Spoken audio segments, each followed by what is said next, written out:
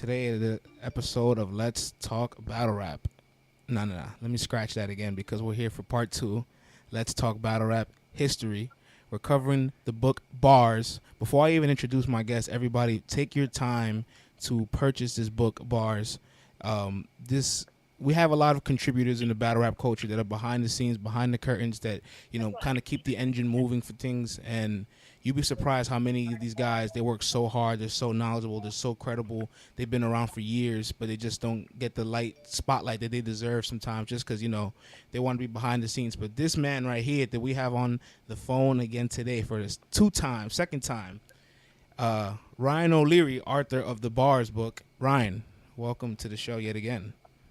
Yeah, thanks for having me back, man. I feel like the source here, Mr. Two Times Everything. Mr. Two Times Everything. Well, so we're gonna go with history. I think Adeem was the first two-timer, right? Scribble, ADM, yeah.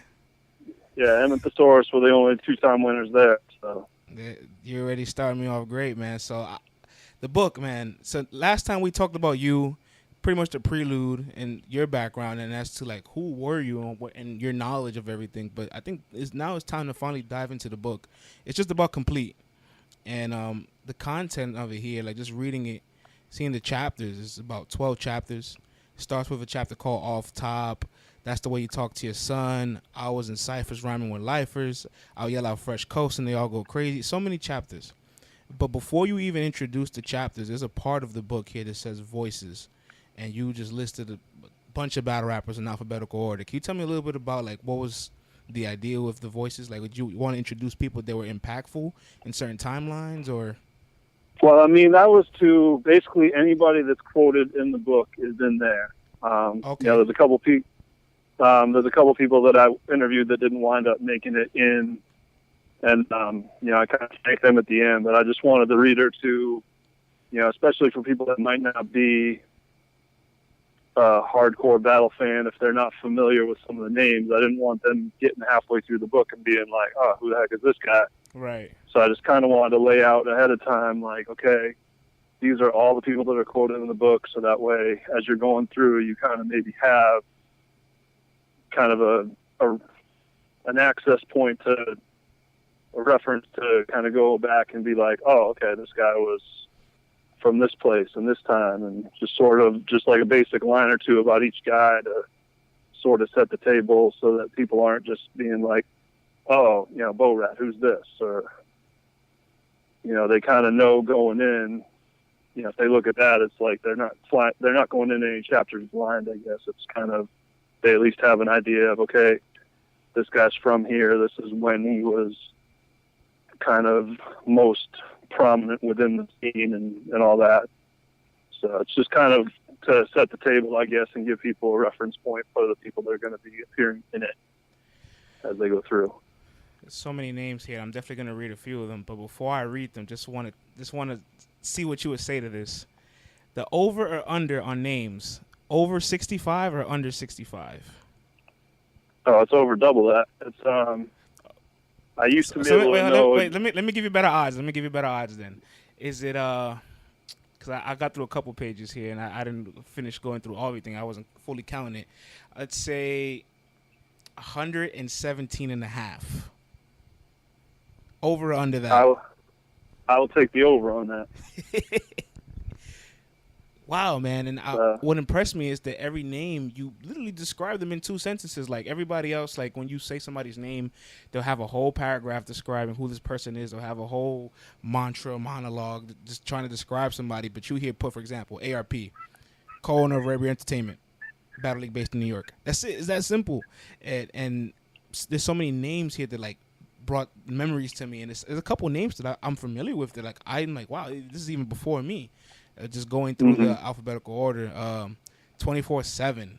Wow, 24/7 was great in grind time. Then you go down to Enigma, Antonio O. Western, former Street Star status DVD, St. Louis battle rappers during the YouTube era. Where are we going here? ARP, Arsonal, Aspect One, Bender. Let's keep going down the list here. Those One, Direct, El Grant, Eric Foreman, Erg. Goods. Icon the Mike, Ilmac, Iron, J Pro. This is incredible, man. Avocado, you got Avocado here. I'm surprised you didn't put Avocado in the A. You put him by Kyle Gray. This is great.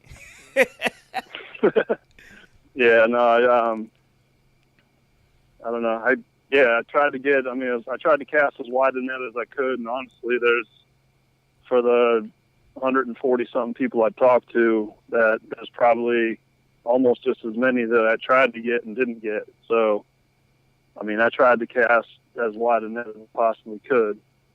Oh yeah, I'm sure sure from the most there's tons of names. Obscure people to some of the biggest. I took a stab at a lot of people that. I had to take a stab at Eminem. Obviously, that didn't happen. Carson Daly, Chris Webber, down to those obscure people like Deuce Leader and guys like that. It's I tried to pretty much take a stab at anybody you can think of. So yeah, man, I see that. I'm sure there's at least maybe another 50 to 100 names that you like. Damn, I reached out and I just didn't get a response. Mm-hmm. Yeah, I mean there was plenty of guys. Obviously, the guys like Lux or people like that I would have loved to have had in there, but for whatever reason, I either couldn't reach them or they weren't interested in taking part for whatever reason. So things happen, but I feel like it was still I didn't get everybody I wanted to get, obviously, but I feel like I got a pretty good representation. Do you still include, for example, like I see like Lux isn't on this, Reed Dollars, for example, those are two guys, even though they were iconic in like the historic moments and they have moments in battle rap history. You didn't speak to them. Did you still like kind of include them in the book, or anybody that you didn't speak to, you still found a way to put them in the timeline of things? Oh yeah, I mean, Lux absolutely is mentioned, and a few of those Philly guys like Joey Jihad and people like that I wasn't able to track down or whatever. Verb obviously was another one that I really would have loved to have gotten. But even the guys I didn't get, I mean, if they were, I certainly didn't like intentionally leave anybody out of the storyline. Right. Oh, fuck this guy. You're not going to contribute? Well, you get left behind. Nah. And I mean, there was, right. There's guys, like I said, that weren't quoted just because they weren't available to me. But, obviously I can't write a history of battle rap without including Lux or Verb or guys like that. So I want to. It's yeah. I was able to get other guys that were able to kind of fill in the holes around them for the most part. So I mean, there's areas where I would have liked to have maybe had a little bit more meat to it, but I feel like there's at least something on just about everything worth. Yeah, there. I see that, man. And the first chapter, like there's so many places you could have gone in the first chapter, but you named the first chapter. That's the way you talk to your son. Why did you start there? I'm curious. Well, I mean, I kind of had the idea as I was going through that I wanted to, instead of having each chapter be named after, kind of what era, like, the grind time era, or this is the jump off chapter or whatever. Mm-hmm. I just wanted to kind of spice it up and like kind of have, I guess, in some cases a well-known line, or in other cases just relatively obscure lines that just sort of went with that era. And some of them I was kind of scrambling and reaching to come up with something that wasn't stupid, but I wanted them to be kind of just short, little, quick, even if it's just one bar, like not a full thing, just something that's going to be short to the point and kind of fit with the theme of that chapter. So, I mean, that's the way you talk to your son, is kind of the intro to the whole thing, where it's just guys talking about just kind of how battle rap has evolved over the years, from like the freestyle to the current written format and whatnot, and just how that's evolved and how it kind of shifted at different rates in different places. But I figure it's just kind of an overarching, this is what battling was, this is what it is, this is what it's become, and how it's changed. But I mean, that line obviously was, one of the most famous lines that was ever spit in a battle. So I figured it was a good one to start off with. Do you think, now that you say that, right, that line obviously was planned out. That was pre-rehearsed. But do you think Verb strategized to have Hitman Holla's father like actually respond? Like he said, you know what? If I scream his name, he's gonna respond to this, and I get that brief moment of silence. Because if Hitman Holla's father doesn't say yes, sir, it's a whole different moment. I mean, I think there was probably.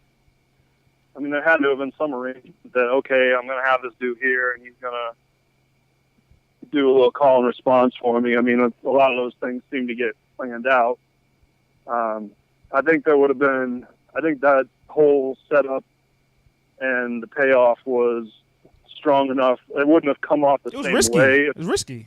It wouldn't have come off the same way without a yes, sir, and, you know, he could have just been like, hey, Big Gerald, fuck it, that's how you talk to your son.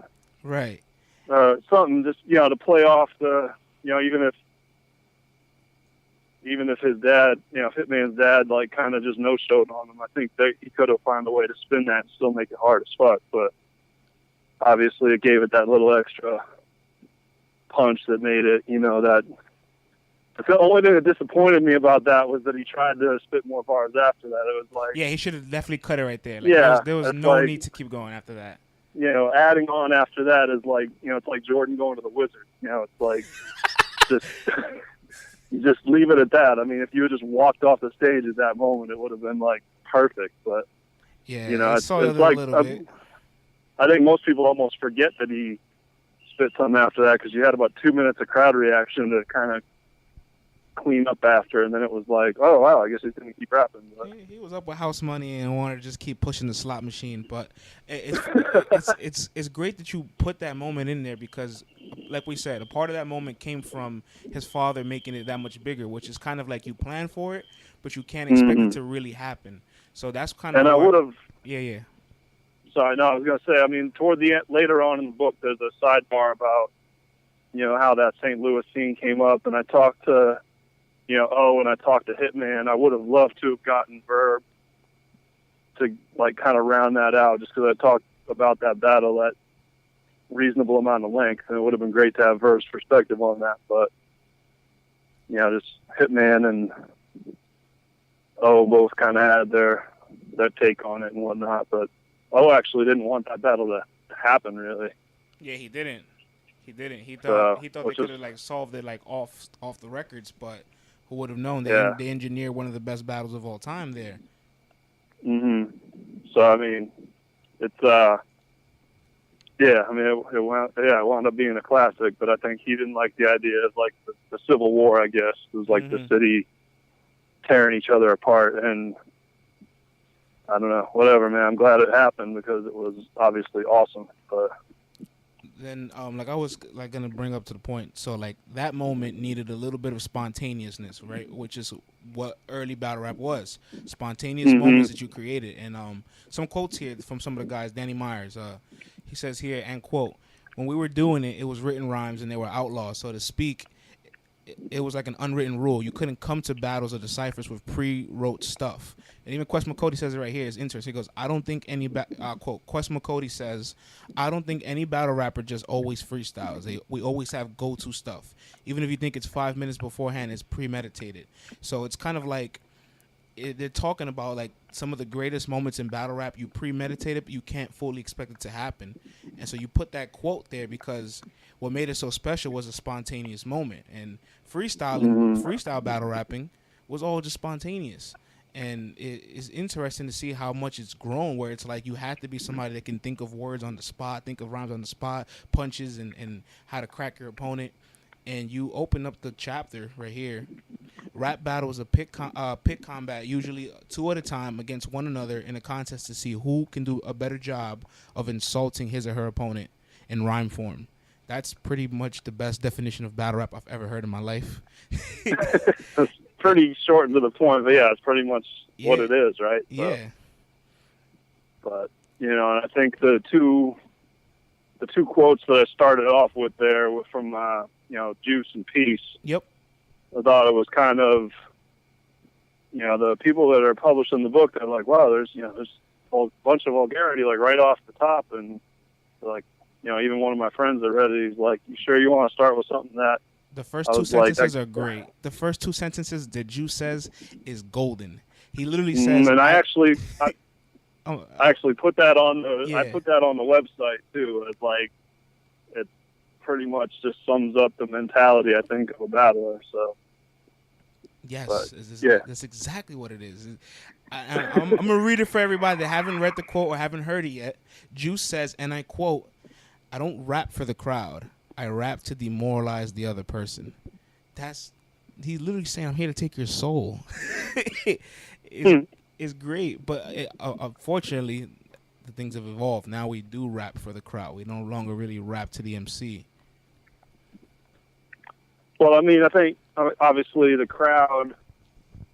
At least before it was all on camera. I mean, it was you win the crowd, you win the battle. So I mean, in a way, you obviously are rapping for the crowd to get that reaction and to win. But I think for some guys, it definitely goes deeper than that. It's like, I'm not going out here just to get a crowd reaction. Like, I want to make you fucking cry too. Mm-hmm. It's just, I want to freaking make it so you want to go to sleep and never wake up.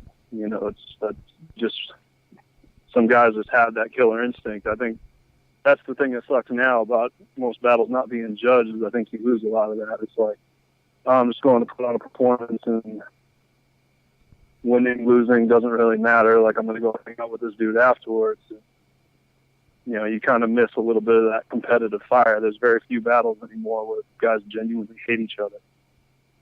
So, I don't know. I think it's lost a little something with going away from the judging in that way, but different people have different thoughts on that, obviously. Can you pinpoint the exact moment where you think the competitive edge started to slip away from battling? There's probably several, but what's the one moment for you?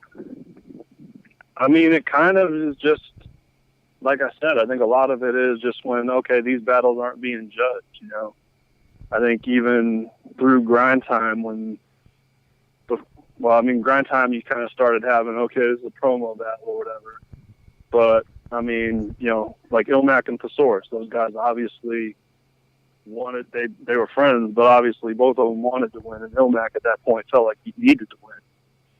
And, Verb and Hitman, obviously there was a little, this town ain't big enough for the two of us kind of thing. There was a rivalry there. Mm-hmm. Back then it's like there was a little bit more, and honestly, a lot of it I think is the money. And a few guys said that at certain points toward the end of the book, where it talks about just how the business of it has changed, where, before, you go to these freestyle tournaments and the only way you're getting paid is if you win. So it's like, I got to kill these guys because I got to eat. And then, even before the money got big, like Battle of the Big Five, most of the guys on that card, which was an insane card, were battling either for free or, a very little amount of money or like a flight out. It costs like $5,000 to put that whole event together, which was possibly the craziest event ever put together. And it would cost six figures to do that same card now, probably. Right. So, it's changed a lot. And, I think a lot of guys before that maybe were doing it for the love or the competition. It's like now it's become, we're doing it for the money. It was one moment I could pinpoint where I started realizing the business of battle rap started to change. Where's that? This might be a little later. Like, this probably started to fully transition. But I remember 2008, the World Series of Hip Hop, URL, Smack before it was URL. And you had Murder Mook and Young Hot, you had T-Rex and Tech 9, and you had Reese Steele, Lady Lux, My Son, Ines, and some people on that card we've never really seen battle. But the loser of that card, the payout for that battle, right?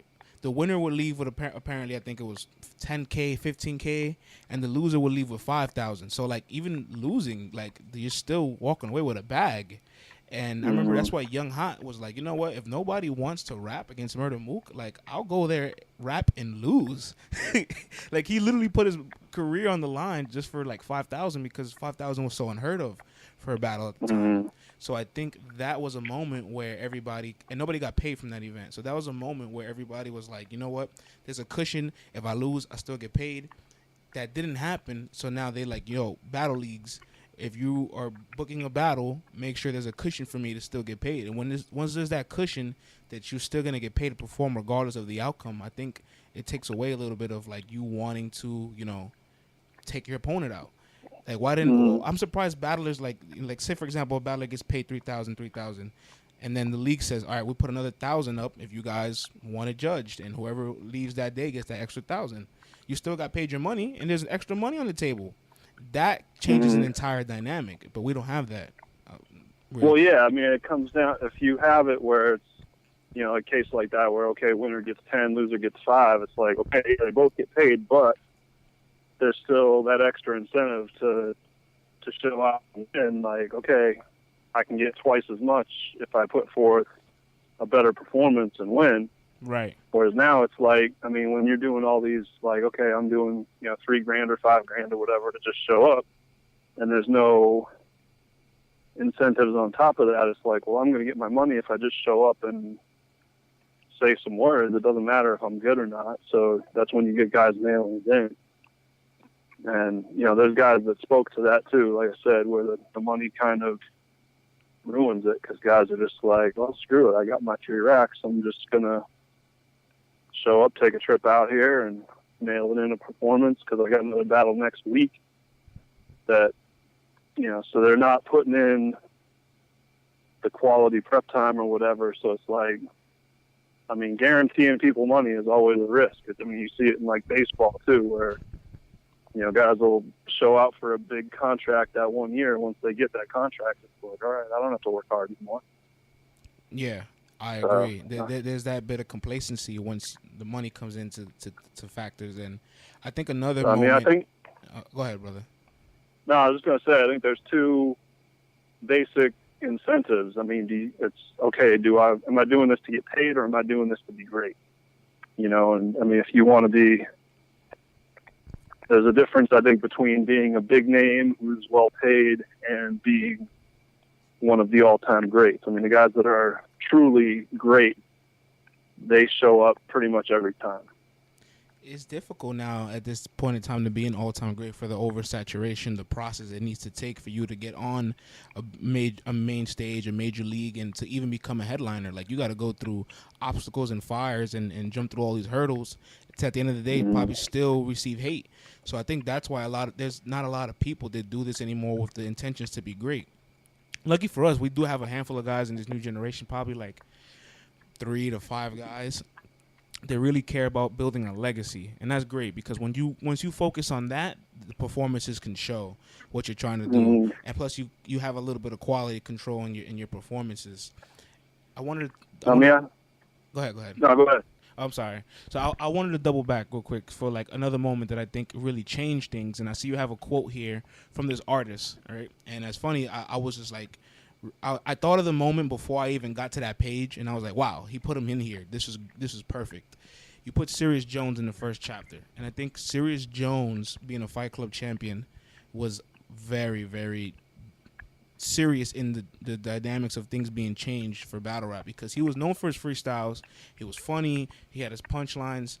But his biggest moment in Fight Club ever, once he battled Too Much, the guy from the UK, and he beat Jin, the previous Fight Club champion, he didn't freestyle really in those matches. Like maybe a couple bars, but he came with pre-writtens, and Too Much and Jin came with freestyles, but nobody cared. Like, you know, and you put here in Serious Jones, he quotes, it got to the point where people stopped caring if you can freestyle, and they wanted to hear if you can say something crazy that they couldn't believe you thought of. And Serious Jones was probably one of the first guys to realize, why am I going out here busting my butt? Like, if I see something that's fire, and even though it's pre-written, but if I do it on the right platform, it won't get discredited, you know, and nobody's going to care that it wasn't freestyle. Like, you can say to yourself, Jin was the better MC. He freestyled the entire battle, but Serious Jones dominated him the entire match. Well, yeah, I mean, it got to a point, especially when I think what really changed the approach was when it started being, okay, these are all going to be on camera. Whereas before, when it wasn't on camera, I mean, you could recycle lines if you were in different venues or different cities, or, you could come off the head and stumble and have a bad night and it wasn't out there for the whole world to see. Right. But, once it was on camera all the time, it's like, okay, I've got to put my best foot forward because this is going to be out there for forever, most likely. Mm-hmm. So I don't want to have this embarrassing stain on my legacy. So it's like everything's got to be good. So, I mean, guys that realized that first, the Iron Solomons, the Serious Joneses, the guys that were kind of the first ones to bring a gun to a knife fight, so to speak. But was it unfair, you think? Because, like, if at the moment it was unethical to do that, did they kind of cheat the culture in a sense? Not saying they were cheating it, but, like, what do you think? Like, that was the talk of the town at the time? I mean, not to say, I guess it kind of comes off sounding a little bit Republican-ish, but, I mean, ethics when it comes to battle rap are almost kind of for suckers, really. It's by any means. And so, I mean, I'm not going to lie, I absolutely did some of the same things. It's like, some of the on-stage battles I did, it was, I would start out maybe trying to freestyle, and then it's like, if I'm drawing a blank or something like that, it's like, hell yeah, I'm going into my bag for that verse I just wrote a couple weeks ago. Right. You kind of just tweak a couple things here and there to tailor it to the guy next to you. It's like, okay, I've got this general this bar or whatever, but the guy I'm battling weighs 350 pounds, so instead of saying your ass, I'm gonna say your fat ass, and then it's gonna be like, oh, that's totally off the head.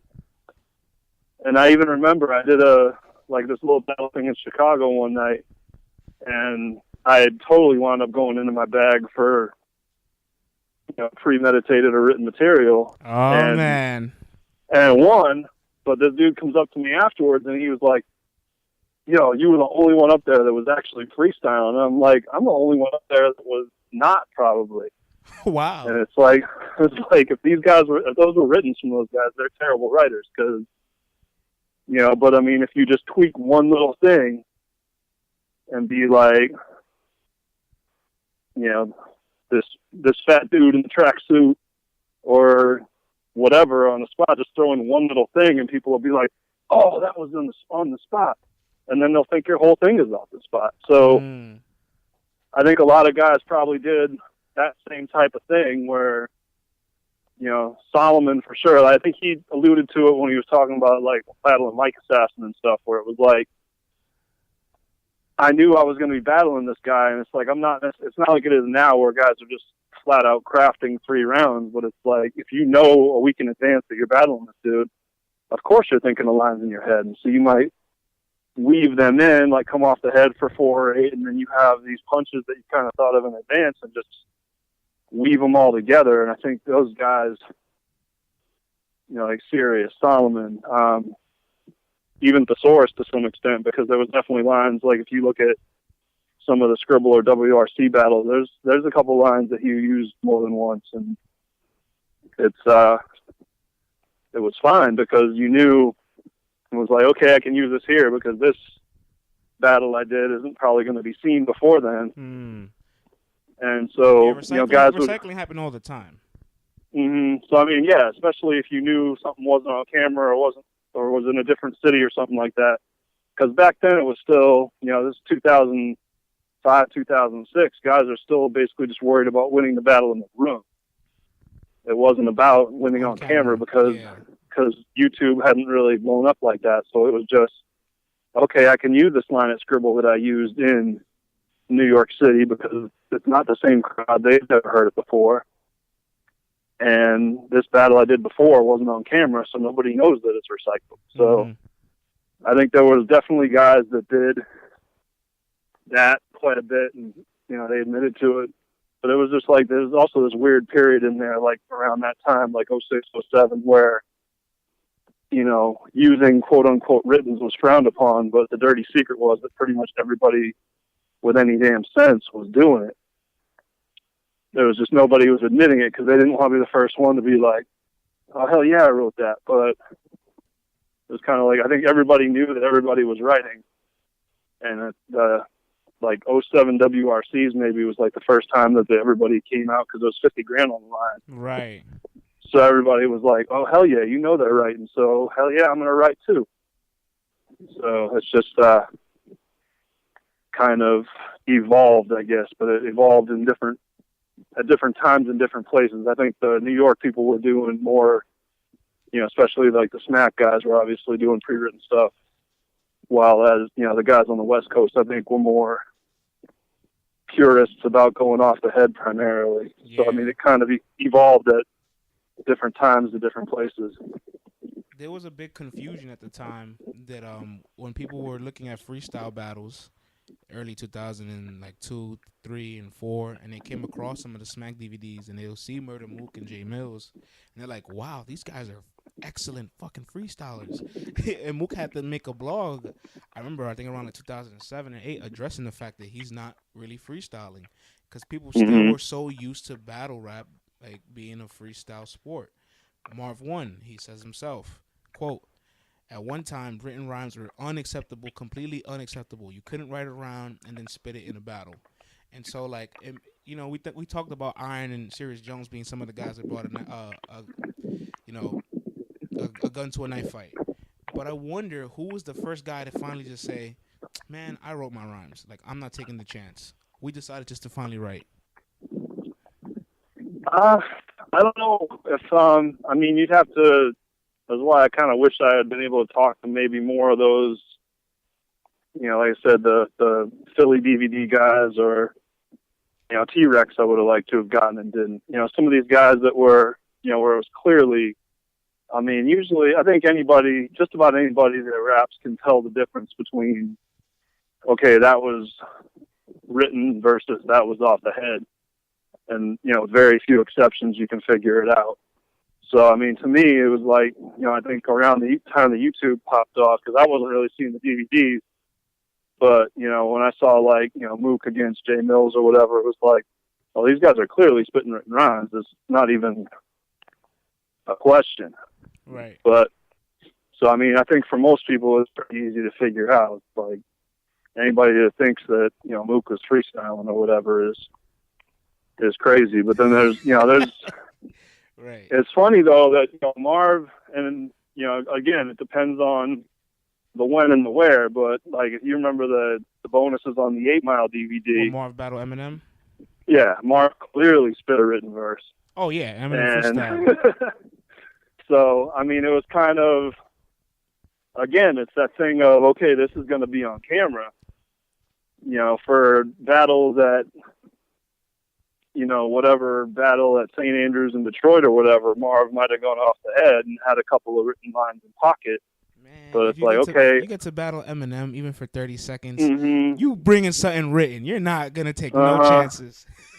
Yeah, I'm gonna be on this movie with Eminem. Like, hell yeah, I'm spitting a written verse. You ain't leaving nothing to chance there. So right. I think, which is fine, because all the battles in the movie were obviously written too. So what's the difference? But I think that definitely the camera definitely changed things, because everybody wanted to look good on camera, and it's if it's in a club with 20 people and there's no cameras there, it's like, whatever. If I screw up, I screw up. If it's going to be on YouTube and 100,000 people are going to see it, I'm not leaving anything to chance, There's a word here in one of the quotes from the first chapter that stood out to me a lot, and I want to hear your in-depth breakdown of what you think of this word. Validation. Jin says, end quote, I think a lot of it was driven by wanting to prove yourself. You wanted acceptance and validation. And I think about that because I think of Jin, obviously, as an Asian battle rapper a decade ago. So obviously it's kind of like different. You're like, whoa, I'm not used to seeing this. And when you're seeing like Iron Solomon in the streets in New York, you're like, whoa, we're not used to seeing this, especially in certain urban areas. And even in the urban areas where like the Mooks and the T-Rexes in the streets and the Shells and everybody else out there at the time, you knew about these guys because since there was no internet, you only knew about it if you was in the scene or their buzz was up there enough to the point where you heard it from a friend, you heard it from somewhere online, you found it on the forum, you got a DVD, you got your hands on something, you know, you saw it on TV from Fight Club or whatever. The buzz, validation, street Mm-hmm. cred. What do you think about, you know, battling 10 years ago that it was for the respect? Well, it's funny that you mentioned those other things, you know, street cred and all that other stuff. I think validation kind of takes on different forms. Like you mentioned, with guys like, you know, Jin or Iron, when you're a non-black rapper in a primarily black art form, you're going to be kind of dismissed and be like, oh, fuck this kid, until you come out and prove that you are just as good, or basically you need to prove you're better to kind of earn that begrudging respect, because they're not going to give it to you out of hand. Like, you got to go and earn it. So I think with Jin and those guys especially, it's like, look, it's Asian dude, he's going to try to rap, ha ha ha. It's like, all right, I'm going to come in here and beat all of you, and then we'll see what's up. Like, there's that validation. And I mean, I think even for myself, the few battles I did, it was, okay, here's this white dude. Like, I mean, hell yeah, you feel like you have a little extra something to prove because of that. So there's that, but there's also the validation of, you know, the material, the accolades of, you know, okay, I want to be a known guy in this city, that you get a reputation as, you know what I mean? Okay, this is the hottest guy on this block or whatever. It's, you know, you want to have that validation of the respect of not just other rappers, but you want to kind of be that neighborhood celebrity or whatever. Right. And then the ultimate validation back then, which most guys don't care about now because it's kind of morphed into its own thing. But I mean, the whole point for most guys of battling was to get that buzz up, to get a reputation as a great rapper, so that you could draw the attention of a record label. Facts. And get that deal, because that was it. You know, that was the reason why we battled. That was what Jin was after. That was what Juice was after. That was what ultimately, that was the big. And a lot of those guys got them. That was the ticket. A lot of those guys did get deals, but you know, things happened. Mm-hmm. But there were very few guys that were able to parlay battling into mainstream success, I guess you could say. I mean, I love the word you use. Now, I definitely know you're a gambler. The funny thing is, I'm totally not. But I mean, obviously, dealing with sports, yeah, you know it all. You know, it's certainly a word that gets tossed around quite a bit. Absolutely. In those circles, but yeah, no, I don't. I tend not to battle on things or bet on things I have no control over. Do you think Jin's legacy right at this current day in battle rap is kind of underrated, where people don't, since people like, if a battle rap fan comes in now over the last 3 to 4 years, they're not really going to be able to look at Jin's content and say, well, this was lyrically amazing, well, this was this, because they're not going to understand the backstory of it, you know. And I feel like I dislike that, because I feel like he had such a great story, and if you look at his entire resume, he probably only has 2-3 losses. That one loss to Jones and the one loss to Iron Solomon. There's nothing crazy on his resume, so I don't know why like he doesn't get talked about more. I think that really anybody that didn't stay active in this era is gonna be underappreciated. You know, the no can do's. Yeah. The Juices, the Gins, the idea. Obviously, there was a different set of circumstances there, but just to, you know, if you're not current, I mean, battle rap is very much a "what have you done for me lately" kind of thing. Right. So those guys that didn't stay with it and stay in the scene and keep battling, you know, most of them have kind of been dismissed, even to a lesser degree. Guys like, you know, Awkwards or Madness, guys that have been a little bit more recent, but have still kind of fallen back from it. It's, again, I think a lot of these guys, their quote unquote legacies are very much underappreciated. That, you know, because it's not, they're not out there now. It's not they're not still battling, which is kind of crazy because if you look at guys like, Mook and Lux, I mean, how many battles have they done in the last 5-10 years? Really not very many, but I think, with certain guys, I think there's maybe a little bit more of a mystique. Right. Whereas, guys, I mean, I think the hardcore fans that have been around it for a while, I mean, Jin obviously influenced a lot of these guys that are in it now. But because he's not out there now, it's kind of like if you just started paying attention to battle rap 3 years ago, you don't give a shit about Jin. Right. You don't give a crap about No Can Do. You don't give a shit about Idea. a lot of these guys. Yeah. And I think that's part of why I wanted to put this together, because I feel like, a lot of certain eras and aspects that don't get the due that they deserve, because they've definitely influenced where we are now, even if they're not necessarily a direct part of where we are now. I absolutely agree. When I think of Jin's legacy, the Iron Solomon battle was after the Serious Jones battle, so everybody's kind of excited to see him bounce back. And I have to say, I hated the fact that Iron and Jin battled each other, because they were like they were the two oddballs, right, in the circuit of battle rap. Like, they were like, he's the white guy, he's the Asian guy. These guys stand out. These guys should be battling. Just because you're white doesn't mean you can't battle a Mook, you can't battle a Lux, you can't battle a J Mills. Like, that's what people try to downplay them for their ethnicity. And so I thought to myself, like, I would love to have seen a Jin versus any of these guys. The closest thing we got was Jin and Shells. And I never felt like those guys need to be pit against each other, more pit against everybody else. Well, also at that time, though, I mean, those were the two hottest names. I mean, if you're talking like 2006-ish, right? Jin still had that aura of, the Freestyle Friday run, parlaying that into, there I go again, turning that into the Rough Riders deal.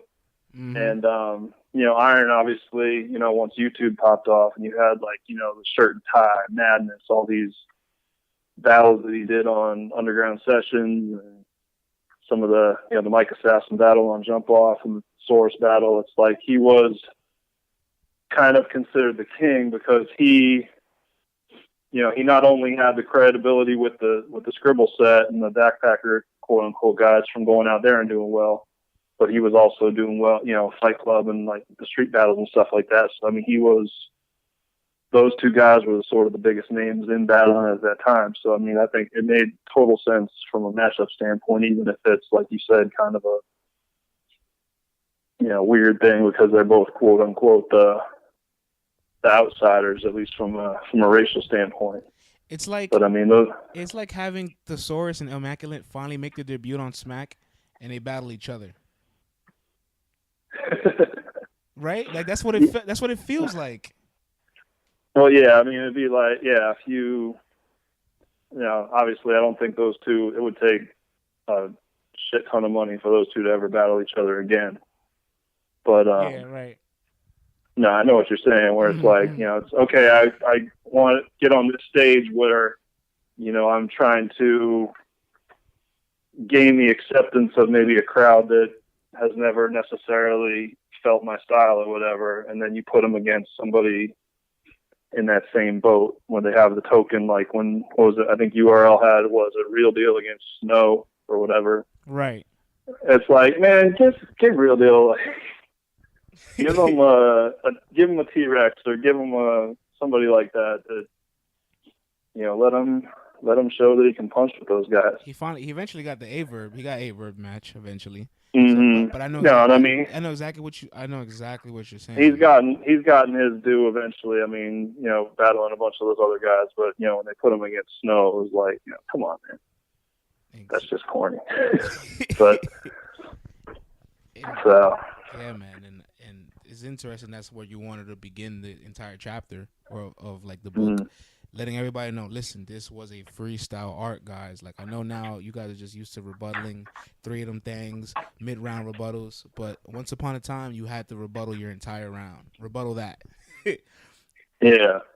No, I mean, the sense, to that tournament format where, guys are battling 5 times in a night or whatever, or even the 2-on-2s, like the qualifying rounds or whatever. I mean, those guys they each battled 10 times in a day. Those teams battled everybody twice in the same day. So, it's not the same thing as just having 3 weeks to prepare 3 rounds to spit for one guy. It's a very different thing. And I think there's guys that do one of those things well and not the other. But to me, the guys that I'd consider the greatest to ever do it are the ones that were able to excel in both settings. Like, they could go and do a tournament and run through it off the head, or, you know what I'm saying, like with a combination of freestyles and pre-meds, and then they can also turn around, write 3 rounds and,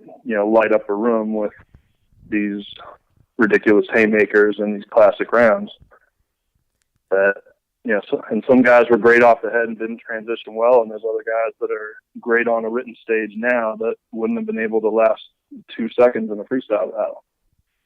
Wow. And you know what, man? Like, I really wanted to save this question literally, like, towards the end of our segment, because we got plenty of time. But you brought it up, so I'm gonna put you on the hot seat. You talk about greatest of all time, and I would really love to hear what's your description of maybe like your Mount Rushmore. Who are 4 of the greatest people of all time? Before you even get to that, I want to guess it. I think I could guess maybe at least one of them right. I've got a pretty clear top 4 or 5. I would say a top 4 that I would say is pretty well set. Then there's a fifth guy. The 5th guy that I would say I would kind of put him right up there, right beneath him. All right, But I mean, you want to go ahead and guess? Yeah, go ahead. I got 4 names I want to guess. I might not get them all. Hopefully, I get 1 out of the 4, 25%. I want to guess. I'm gonna start with Disaster. I'm gonna transition to Thesaurus. Okay. DNA. And I'm gonna go with 5 names. So DNA, Real Deal, and Danny Myers. Well, no, I'll take back Real Deal actually. Danny Myers, and I said Thesaurus, DNA, Danny Myers, Disaster. I'll leave it at that. Those 4: Thesaurus, DNA, Danny Myers, Disaster. Are any of those guys in your list? You got 2. Woo! All right. To me, the clear 4 for me, and I mean, you can make a case for other guys, but I feel like I can pretty strongly justify separating these 4. It would be Thesaurus, Immaculate, Disaster, and Hollow. Not necessarily in that order. I feel like with Thesaurus and Immaculate, yeah, you can have both of them, but it's kind of like you think of basketball, like you never have Wilt and Bill in your list. You have one or the other. And I was thinking of putting Immaculate because he had more success in the modern era, but Thesaurus has more historic success. So I know you probably dig more into the roots, so I said Thesaurus instead of Immaculate. If I got into my head between those 2, I would give the edge to Ilmac. Because he has more success now. Like you said. Yeah. Well, that, and also because, I mean, the head-to-head, I think you have to factor that in. Ilmac won, yep. I think that, there's different ways you can look at that. I think Ilmac has, like, his ceiling is higher. I think, Ilmac has had maybe some more, especially in this era. I think he's had some like otherworldly performances. I think that he can get to a level in this era that the Source can't get to. But on the flip side of that, you could also say that the Source has like basically never really laid an egg. I can't think of too many bad battles that the Source has had. I think, he would maybe say the Charlie Clips one last year at Mass 3 was kind of a subpar, but I mean, there's very few times where you get the Source to come out and not bring a top shelf performance. Like, he hardly ever just flops. I mean, you can say, okay, there's battles that he lost, but there's not too many battles that you can say, okay, he didn't do well. I don't know why. Whereas, I don't know why Hollow didn't come to my name instantly. I thought of DNA a little bit more than Hollow, just because Hollow was there in the WRCs, and maybe now he has more success. But when you think of DNA's ability, his resume, his accolades, his accomplishments, and more importantly, his age, and the fact that he was kind of there in the middle of that freestyle era as a kid, it's like, wow, it's kind of hard to deny that guy too, you know? well, I mean, I don't know. I think it's like, I don't know. To me, there's levels to this shit. I think that.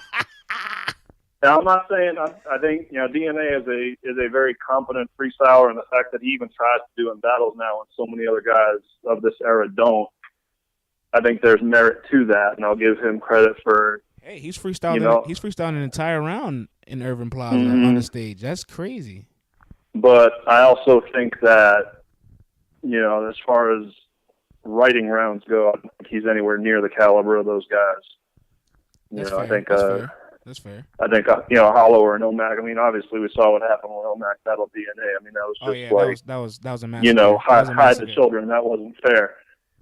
So, but he debatably beat the other two guys, but he had a classic with Disaster, and him and Thesaurus was an okay battle.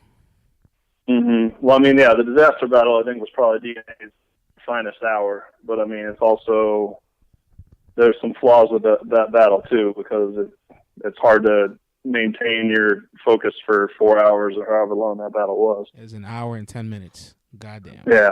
So, I mean, that's disgusting. I think I kind of, the first round, I think for both of them was really good. And then after that, it's kind of like, man, are you guys done yet? Then they tarnished it and had a rematch. Ugh. Yeah, you can't, certain things that shouldn't be touched again. Redone. I think, obviously having the OMAC and Thesaurus rematch done in this era had to be done just because there was so much.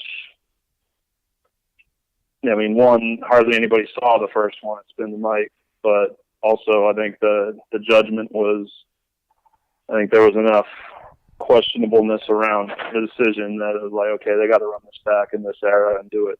I threw Danny properly. I threw Danny Myers' name out there because I know he's an acquired taste for a lot of people. But a lot of people do, as well as I do, he was in the middle of all of that going on in the early 2000s. He lived in New York. He didn't have a phone. He was going in Times Square, going here, battling. He battled people from Rough Riders. He used to live in Detroit. Like, he really is an ambassador of the culture. And even in this day and age right now, the more modern era, he's consistent.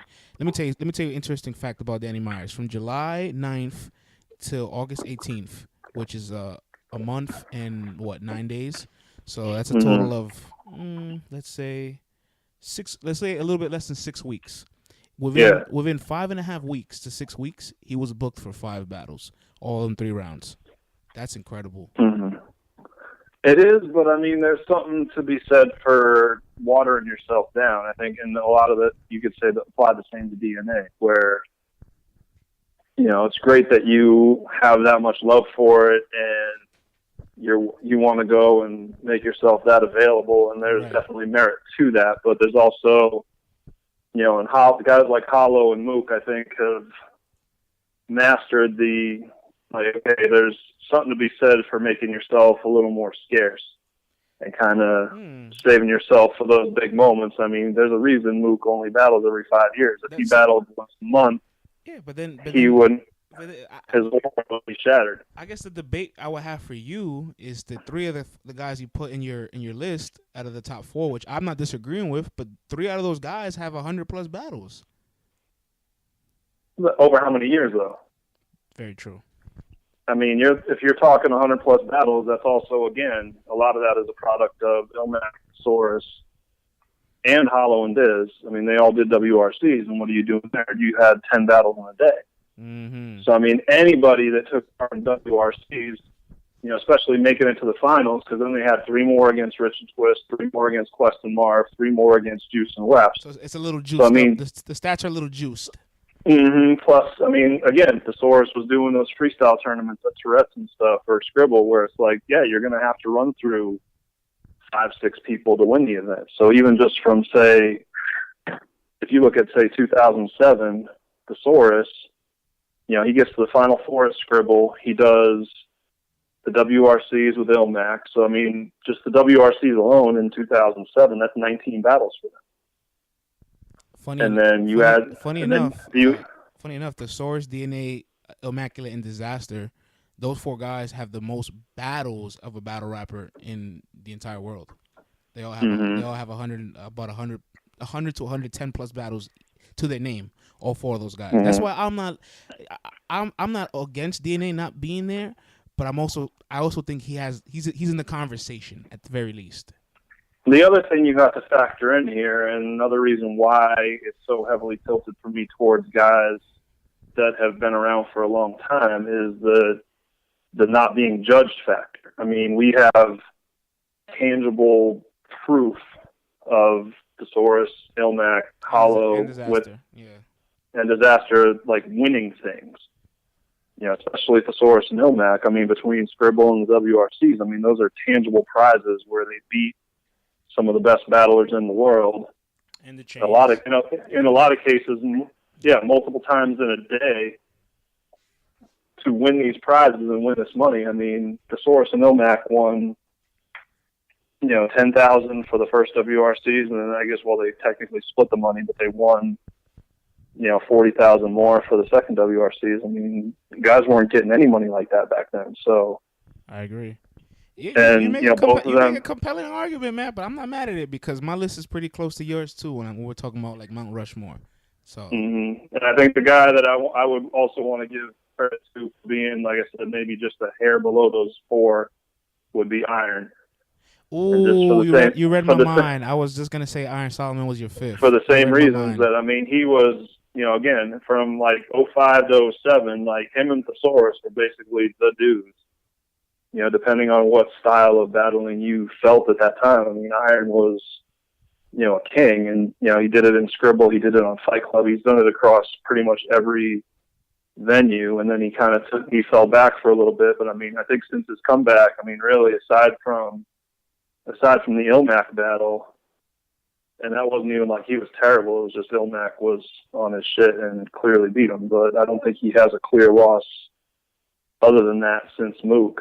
He's performed well against some high-caliber opponents. Yeah, since the Mook battle, it's kind of like when Mayweather and Canelo fought. Like, after Mayweather beat Canelo, Canelo's just been a star ever since. And Iron Solomon's been a star ever since he's lost to Mook. And his resume has been crazy. His performances have gotten crazy. And what's scary is some of these guys are getting better after over a decade of battling. That's crazy to me. Well, yeah, I mean, especially you look at, Hollow.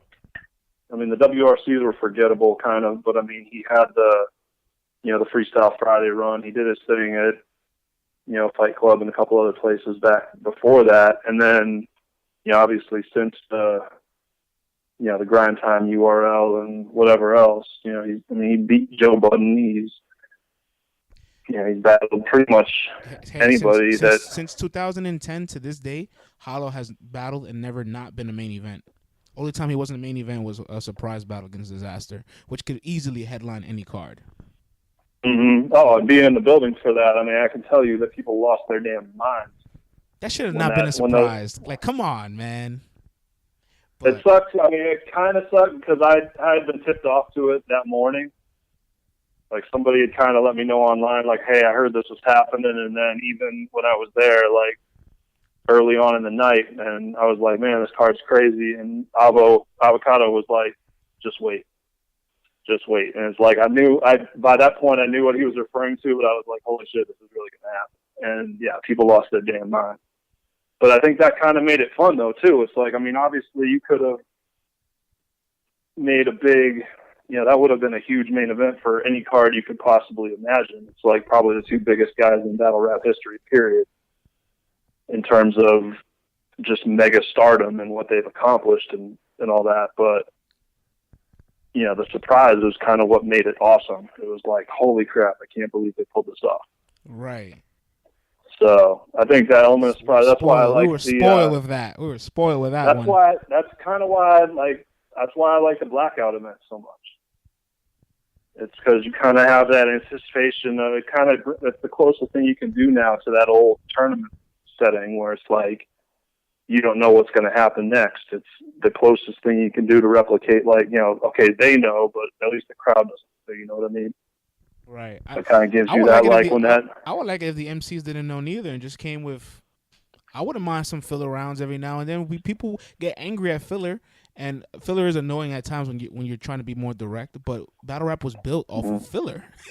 It was built off rounds that can be used for XYZ. Well, that's the thing is, I mean, so many of these guys, so many battlers anyway are just using rounds that they could use against anybody. That so little of it is actually tailored, unless you have like a whole round of name flips or whatever. But I mean, most of what you use against, Danny Myers, you could use against Pat Stay or Chilla Jones, or it's like you could write a verse to go up against any of those guys. Right. So I mean, yeah, you could do it, but I think in settings like that, I mean, you'd have to be. The guys that are able to come off the head obviously would have a huge advantage. And before I touch the second chapter, still staying on the subject of like legacies and greatest. For a long period of time, people would look at Murder Mook and say he was pretty much the logo of URL or logo of not URL, but logo of Smack DVD, right? Mm-hmm. Do you agree with that? That Murder Mook was a logo of battle rap for a point in time? I think in some ways you could say he still is. That I think for maybe the more casual fans that kind of just turn out for the big events. Like, I mean, obviously the guys that the Puffies and the Bustas, the celebrities that show up. I mean, those guys are going to gravitate towards Mook, more so than some of the lesser known guys. I mean, like I said before, Mook kind of has that mystique where it's like, okay, I can battle every 4 years. And then when I come back, it's going to be an event. Whereas if almost any other battler did that and took 4 years off, it's like, I mean, if Rosenberg Raw took 4 years off, he'd be rusty as hell. And, it was like, oh, the return of Rosenberg Raw, everyone would just be like, yeah, and. But, Mook is one of the few guys, I think, that, they can just, it's almost like the unavailability kind of adds to the mystique, you know what I mean? It would have been like, if you had a boxer, like if Mayweather only fought like every 5 years or something. Right. Something like that. But it's kind of that same thing. Yeah. So, I mean, I think there's two different lanes of kind of measuring stardom in battle rap or greatness in battle rap, I guess you could say. One is, kind of that mystique, and obviously Mook, Lux, Disaster Hollow, those guys are bigger names. I wouldn't even think about throwing an Ilmac or a Thesaurus into that conversation as far as the star power that, you could have like a marquee, like a Total Slaughter type card and have those guys headline it, because they're just not, they don't have the same wattage of star power around their names. But then there's the other side of the greatness argument is, what have you actually accomplished? And, from strictly speaking from a resume standpoint, I mean, Mook and Lux, honestly, are both pretty thin in that department. I mean, they have some big moments, I guess you could say, but I mean, what's Mook's last 7-8 years look like? He beat Iron in a very underwhelming battle. That was kind of a disappointment on both ends. The same with Lux, and then he beat a young guy who doesn't battle rap. And then he had the Lux rematch on Total Slaughter, which, again, I mean, he clearly beat him the second time, but it wasn't like, oh crap, did you see that Mook performance? Like, I couldn't tell you a single line he said in that battle. Right. And then now this is the next one since then, the Verb one. And I mean, I look at it, if you're looking at it from an accomplished standpoint, it's like, I mean, I get it from a star power standpoint, you would say, okay, Mook is the bigger name than Verb. In terms of what they've actually accomplished as a battler, I think Verb is light years ahead of Mook right now. And I fully expect him to win that battle. Yeah, I'm definitely not mad at that at all. And that's one thing I think a lot of people don't understand, the two clashes of like, what have you accomplished, your accolades and your resume, versus the quality and quantity of your performances and what you're able to bring to the table. Like, Lux, when he said it ain't about how many fights you had, it's who you fought. He really meant that, where it's like I'm controlling my quality. And since his return in those 6 years, he's had 5 battles. So 5 battles in 6 years is nothing to like a Verb who's battled 4 times in a month. Nothing to Danny Myers who's gonna battle 5 times in a month. Nothing to like Arsonal or the list goes on, right? And then there's so many guys that you have that it's like we're confused. We're confused if we want to see you less and see the best of you, or we want to see more of you. And I'm always, I see both sides of the argument always. But I mean, the other thing too is, I mean, I think it's silly when people like look at a resume and say, "Oh, look at his resume," and say, "Who has he battled?" But it's like, okay, look at that list, but who has he beaten? And then you look at like Lux, it's like, okay, he's had these big battles with Mook and Hollow or whatever the last few years, but I mean, what's the last battle that Lux clearly won? What do you value in resume? Wins or the actual difficulty of the schedule? Because I mean, it's got to be both. And I mean, I think that's again where you look at someone like an Ilmac. I mean, yeah, how many battles has Ilmac lost in this era? I think I can count 4 that you would say that would be consensus losses for him. It would be Hollow and Conceited, and those were both in the same day. Terrible idea. He tried to go for a home run, a grand slam. Mm-hmm. He would have been. He would have been really great if he pulled it off. Then. And we covered that at length in the book too, where it was like kind of his thing when he came back into grind time, and he was like, "Man, I've done 10 battles in a day. It shouldn't be a thing for me to do 2. This is nothing." And he kind of thought it was going to be his thing. And then after that happened, he was like, "Nah, I think I probably should just stick to 1." But I mean, to take those 2 guys, like 2 super duper top tier guys in one day, I mean, yeah. So he lost both of those. He lost to Arsonal, I guess you could say. Yeah. And there was circumstances around that too. And then he kind of laid the egg against Roan in that title match a couple of years ago against Dot. And that's pretty much it, really, right? Yeah, and I guess you could. Well, he did lose to Madness his first battle back on grind time, but again, he battled Diz that same day too, and he beat Diz. And that's crazy. Yeah, to battle 2 guys of that caliber in the same day. So I mean, it's like, but at that same time, he's also. You look at what he's done on the win side. I mean, he had the classic with Big K, which I guess you could call either way. He bodied Real Deal. Yep. He bodied A Verb. He bodied DNA. He bodied Iron Solomon. He did body. I think he bodied Iron Solomon, and I say that as a guy. I say that all the time about Immaculate. Awesome. Yeah, I say that about all the time about Immaculate. I get so angry that he does not get talked about his 2017 because after having 100+ battles, somehow he managed to get better and beats a Chilla Jones clearly, beats a JC clearly. I saw it in the building. Beats a Iron Solomon clearly. Those are 3 great writers after. So much mileage and a decade of rapping. How the hell do you still get better, take top competition, and win and sweep throughout the year? That's incredible. Yeah. I mean, yeah, he beat Chilla in Massachusetts. Yeah. Oh, you're right. Yep. I even forgot. I even forgot that was Chilla's home court because the way Immaculate was just dancing on him. Yeah, I mean, he had home court against Iron. Let's be fair, but I mean, that was just a very. I mean, past prime battle. Iron. Yeah, but it was a past prime battle. It happened way past its time. It needed to. Well, yeah, it was supposed to happen. I've been waiting for that one for 10 years. It was.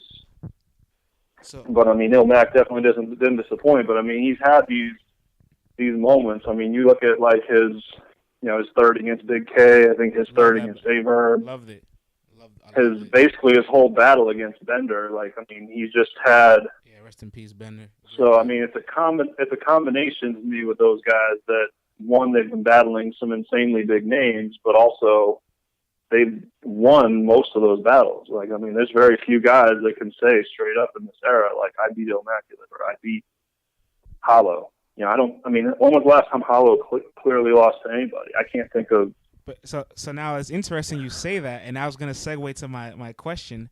You just said who can say they beat Immaculate and Hollow clearly, and I got a name. His name is Arsonal, and I had an interesting debate with my friend that got really heated. We were arguing who has a better resume, Arsonal or Hollow the Don, And clearly, Arsonal has twice as much battles as Hollow. But his argument was that Hollow's arguably undefeated on Smack since his loss in Fight Club. Yeah, Arsonal has tougher names, but Arsonal has lost more of his matches. I'm like, yeah, but Arsonal also battles at a higher volume than Hollow that I don't think Hollow could do. So it goes both sides. There's a couple of ways of looking at it, and I guess it comes down to, one, yeah, Arsonal beat Hollow at Fight Club, but Hollow, I think, pretty clearly won that rematch. Facts. And Hollow has battled Joe Budden, which is a bigger battle than Arsonal's ever got. Facts. And Hollow did not get 3-0'd by Bishop Brigante. Okay, so it ends there. Okay, got it. And that's not to take anything away from Arsonal. I think he's obviously a very influential guy. He's clearly. Where do you rank him? Where do you rank him as far as greatest? Where do you have him anywhere? As far as greatest, I think if you're taking into account a combination of both impact and accomplishments, he falls probably somewhere between, I would say, like 10 and 20 for me. He's probably a top 10 impact guy, but I don't think he's a top 10 accomplishments guy. Okay. In terms of, not that, accomplishments, obviously. You mean like wins? In terms of wins and losses. Accomplishments of, he's obviously got the league and he set up the Hollow Lux match and things like that. I'm taking those into account as like impact on the culture. Yeah. And doing Total Slaughter and all that stuff and all the views. Like, he's clearly a top 10 impact guy. I don't think he's a top 10 guy in degree of goodness. But I think, I would say somewhere between 10 and 20 is where, he's clearly, if Battle Rap had a Hall of Fame, he's clearly a first ballot Hall of Famer. But yeah, I agree. I don't think for me, he's not on that Mount Rushmore discussion. But I think you can't mention the all-time greats without mentioning him. I definitely agree with you there. And as far and that's just for me. I think there's certain people maybe that feel his style a little bit more than me. Like, I felt like for a long time, right? Like I told you earlier, like I felt like when you have to source Ilmac a lot of people like go choose one of the two, and I've seen a lot of names that people pick one of the two of. It's Arsonal or Disaster. I've seen a few people that have both of those names, but I've seen a lot of people that like if they'll pick Arsonal, they won't have Disaster. If they have Disaster, they won't pick Arsonal. So you're like that. I'm a Disaster guy of Arsonal as well. Mm-hmm. I think Disaster is. Again, it comes down to Disaster has probably, two. If you're looking at the impact of, who have you battled? This has Cannabis and Cassidy. And nobody else. And Oxymiron, if we're going to. And Oxymiron, but I'm saying in terms of like American mainstream guys, Cannabis was that dude in 1998. It's like every, it sucks because all of his good battle rhymes got used on wax, but he was the gold standard of rappers at that like 1998, 99 period. It was like, oh man, did you hear that verse Cannabis spit on this one track? It was like. He was that dude for a while, basically until people realized he couldn't make hot albums. But, anytime he had a guest verse on anything, it was like he owned whatever track, the Lost Boys tracks or whatever, like he owned anything he had a guest spot on. So, that was kind of. Well, Arsonal did have the Mr. Fab battle. It's not as big as those other ones, obviously, but it's an accolade regardless. We can't. Yeah, and there's something to be said for that, but it's kind of, I don't know, it's almost like like a second tier version of what, look at all the countries Diz has battled in. He's battled probably in more places than anybody. I don't even think it's that close. Yeah. I don't even think it's not close. You're right about that, but Arsenal's road record, like battling away from home is very high too, and he does have international presence as well. He's not shy to it. And I'm not saying obviously he's been to Europe. He's been to. I think Arsenal and Disaster they have a little bit parallel universes, like where there is a lot of differences, but there's a lot of similarities as well. But I feel like one Diz is a little bit bigger globally. I think he's got more reach because, he was kind of around during that freestyle era, whereas Arsonal is, primarily more a quote unquote street battle kind of dude. He wasn't around in those, those freestyle events. I think kind of Diz has more of the MC qualities in Arsonal. Yeah, I think he's more versatile. I think he's better. I think he's just a better battle rapper. But, he also has those bigger moments. Nobody else, again, has battled Cassidy. Nobody else could have pulled off that Oxy battle, and it wouldn't have hit as hard. I think, Diz has that kind of worldwide reach that no other battler really has. Yeah, I agree. Even Hollow, who's respected on pretty much any platform, English-speaking platform, he can't go to Lebanon or Russia or the Philippines and necessarily have the same impact that Diz does. For some reason, Diz just has that quality where he can go anywhere in the world and headline a card, and oftentimes do it in whatever language it is. He went over to Lebanon and battled in Arabic. That's incredible. You've watched battles in other languages? It's so interesting to watch it because the body language and the tone of rapping, even though you can't understand what's being said, you kind of know what's happening. Like, when something's being set up. When a haymaker's landing. When somebody's scheming. It's kind of funny. Yeah, I remember watching that Lebanese one, and it was kind of like, I have no idea what these dudes are saying, but you could tell, by the crowd reaction, the laughs that they're getting, and it's like, all right, I have no idea what they're saying, but I know it's it. Right. So, and I think I don't think there's anybody else that can do that on any stage in the world and pull it off the way Diz can. Yeah, man. This was a fun little conversation as far as greatness and Mount Rushmores and legacies. And there's a story to be said about a lot of guys. Even though there's a lot of guys that probably won't crack your Mount Rushmore, that won't crack maybe a top 5 or top 10. But there's a lot of other guys that have a lot of legacies that you could just talk about, and it's interesting. Oh, hell yeah. Everybody has a story. Like we could talk about Clips' story. We could talk about Tay-Rock's story. We could talk about Shoddy Horror's story. We could talk about John. Yeah, there's dozens of other guys that you can Dumbfounder, put in that discussion of Pat Stay. There's a bunch of guys. There's dozens of guys I think you could put in that discussion of, top 10 all time, and I don't think I'd be mad at you. And different people are going to have different criteria, different styles. Again, to me, with those top guys, it comes down to just concrete accomplishments. Like, back when there was winners and losers, these guys were just winning. Right. And there's got to be something, you can't dismiss that out of hand, because winning is the only, that's in concrete. Everything since then that's not judged, it's all up for debate and whatnot. But you can't debate the fact that these guys have, championship rings or have battles against mainstream dudes. That's just stuff that's baked in, and you can make a case for some other things. But to me, those guys have kind of separated themselves.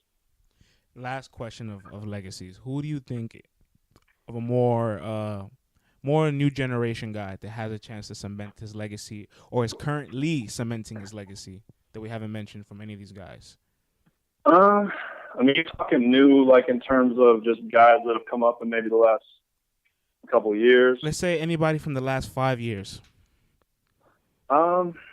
I'm probably not fully equipped to answer this question, just because, like you said, the oversaturation, it's like, I don't really check for a lot of, I'm not watching every battle that comes out. I just don't have the time to do it. I have, guys that I'm in touch with, and it's like that are more dialed into the day-to-day of it. And if they're say like, oh, you just check for this guy, he's really dope, like, I'll go and check him out. I like Jim's.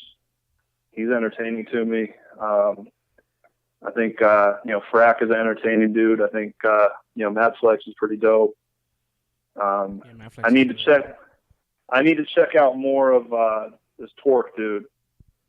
You should, man. He everybody talks like he's the next big thing. I've seen the, what was it, the Summer Madness trailer there where he definitely seems like he's got some personality, but I need to check out more of his stuff to see like if there's personality and then there's like actual substance. It's like you can put on a show clearly, but can he write? Can he rap? Like I need to see more of that. That's a guy I'm interested in checking out a little bit more.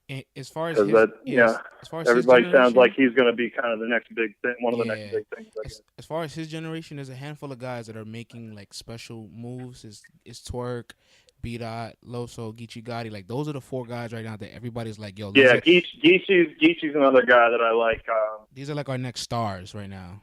Mm-hmm. Yeah, no, Geechee's definitely going to be in. I mean, I don't know if you saw that video that Avo did last week or whatever. Yeah, that was great. The weekend at Bernie's thing. That was pretty funny to me. But yeah, I would say, Geechee is a guy for sure that I think will kind of become, he'll be that next big West Coast star probably. Yeah, for sure, man. And one name I had, and the reason why I say this, and I'm going to tell you a little bit of a story of in the background. Obviously, you have Tay-Rock in your book, and Tay-Rock is probably the face of URL right now. But I can remember Tay-Rock almost 10 years ago because I seen Tay-Rock at the Lions Den. 2009 in August when he battled Kaboom, and he battled in an era where if you got bodied on camera, it's very likely you don't come back. He got bodied by Charlie Clips. He found a way to rose the ranks. He kept calling out all the guys in his class that were more popular than him and I guess ahead of him. And one by one, he just climbed the ladder. He worked, and he got them like a piece at a time. He got Shine, he got Surf, he got DNA, he got Hitman, right? People that it was in his era. And as he climbed the ranks, he then became the highest viewed guy, averages 1 million view. He's the face of the league, most consistent over all those years. And I've been live for a lot of his breakout moments where he was like the undercard guy, the guy that opens the show, to now the guy who is the show. It's pretty incredible. Mm-hmm. Yeah, no, I mean that's you mentioned Lions Den. That's kind of one area where I wish I had gotten maybe a little bit more, but there's just a lot of those guys. Like I wasn't able to get Clips, I wasn't able to get Lux. A lot of guys that were kind of figured a little bit more heavily in that. I talked to Tay a little bit, but a lot of the stuff we talked about maybe was more the stuff that wound up getting used was kind of more the big picture stuff, like okay, where battle rap is at or whatever. And it's just beautiful. Like I literally seen him being the guy that's like he opens the card and everybody uses him as a smoke break, right, or a restroom break, or go get your drinks, to being the guy that makes the deal and sells out the venue. It's mind blowing. No, he's massive now. It's he's definitely one of those probably definitely one of the 4 or 5 biggest names going right now, if not the biggest at the moment. But facts. So yeah, man, the legacy talk was fun, man. I want to touch on chapter 2, man. Thank you for that. That was inspiring. That was great. It's always good to debate legacies because you find appreciation for what these guys do in and out the ring, and I think that gets lost in the fandom of battle rap always. And so as far as chapter 2, you labeled it, when I was in ciphers rhyming with lifers. Every time I say that line, I'm so prone to finish it. And I read you the beginning of the chapter. Battling has been around in some way, shape, or form since hip-hop was born in New York City in the 1970s. The genre has always been a competitive aspect to it. Each MC was out to prove he or she was the best. In the beginning, it simply meant being better at getting the crowd going. But all that changed December 1981 when Busy B issued the open challenge to the crowd against a young Kumo D and responded with vigor. Talk to me a little bit about this chapter. I mean, this is just kind of the growth of the New York battle scene, basically. I mean, obviously, you touch on the Busy Bee versus Kumo D or whatever, and that was, I guess, what a lot of people consider to be like the first actual rap battle, because Busy Bee had made it about like, oh, I can rock the crowd better than anybody, whereas Kumo D was like, fuck that, I'm just gonna come up here and diss you. Kumo D pulled the juice. Kumo D pulled the juice where he. So I don't rap for the crowd. I wanted to demoralize you. And that kind of set battling on a course to become what it became, where it was like, all right, I have nicer rhymes than you. I'm going to diss you. I'm going to make you look like a clown and make the crowd realize that I'm a better rapper than you. And so, yeah, and I mean, a lot of it kind of skips forward a little bit from there just because so much of that other stuff, I tried not to involve anything that happened on wax because I think that's one that's kind of been documented a lot, and also because it was something kind of different, you know what I mean? It's like, you know, when LL Cool J is dissing Ice-T or whatever on a record, it's not the same as, you know, Poison Pen battling against Pac FM or something at 88 Hip Hop. It's kind of a different thing. Right. So, I mean, yeah, it was kind of just more the evolution of the organized battle events, I guess you could say. And you kind of start with the New Music Seminar, but that was almost like a private country club in the sense that, you know, even someone like Breeze Ever Flowing could never get into that battle because you didn't have the industry connections. You had to be, and that was for guys that were either on a label or about to be on a label, like, you know, Tresh was in it, or, you know, Mad Skills, or, you know, guys like that were basically either label guys or about to be label guys. They had some kind of connection to the industry. And even Supernat kind of got into that by accident, which I think we had discussed last time a little bit. But, you know, and then you go from there to like the events that were kind of more open to everybody, which was like the 88 Hip Hop, Bragging Rights, Hooked Battles, and just all the stuff that was going on in New York at that time, and just kind of how it evolved, and then kind of transitioning over into, you know, the start of the Smack DVD and all that stuff. Just basically what was going on with the culture in New York City. On record, I just want to make sure I'm getting this right. On record, you're saying New York is the Apple of battle rap. I mean, it's basically the epicenter of hip hop culture in every way, shape, or form. And I say that as specifically battling though. Yeah, I think it has to be, because I mean that's where the first battle was, and you know, basically, I mean, obviously there was stuff going on the West Coast either at that time or not long after that time, but I think anybody that wanted to make a name for themselves, you know, in hip hop and battling or whatever, you had to do it in New York. Now, you might school me on this one real quick. A lot of the Scribble Jams, they weren't all in New York though. Or they weren't in New York, right?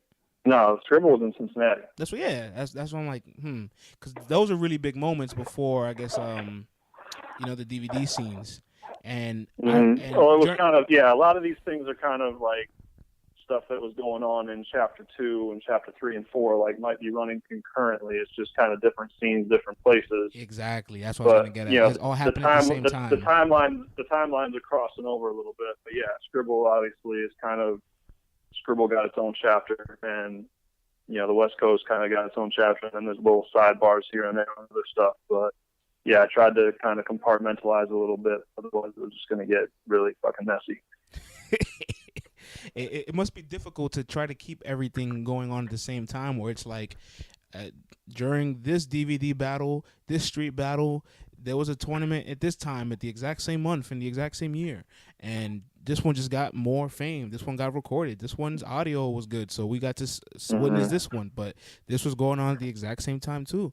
And I say that because I think about Big K, for example. He's a good example. He had an interview, I think it was with Rap Grid, where he said, you know, when people were battling back in the days, like the Mooks and the Luxes and the J Mills, people in Virginia were battling, people in the South were battling, in the DMV, they just weren't recording it. So he's saying, like, he was in the middle of like that era as well, battling the way these guys are battling, but just wasn't being documented.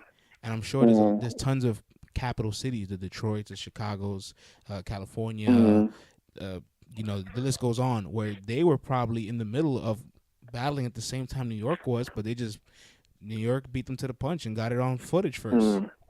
Oh, and there's tons of, if you notice, like, I've got QR codes kind of sprinkled throughout the book, but I mean, there aren't really that many in that New York chapter, just because all that Bragging Rights and 88 Hip Hop, like, none of that was on camera. So you have all these things from back then, you know, these battles, and really throughout And everything. Bragging Rights was in New York. Yeah. Yeah. So that was like kind of one of the major New York events, kind of late 90s, I guess you could say. Was where all these guys like Breeze and Pac FM. Yep, I remember Pac. Jin was up there, Icon the Mic King. Like late 90s, early 2000s. Like these guys were all. I mean, there was a lot of talent in New York at that time that a lot of them didn't translate to this era. Obviously, Pumpkinhead comes from Bragging Rights. Yep, Pumpkinhead was that. And a lot of these guys. 88 Hip Hop was another spot before that. Really, that.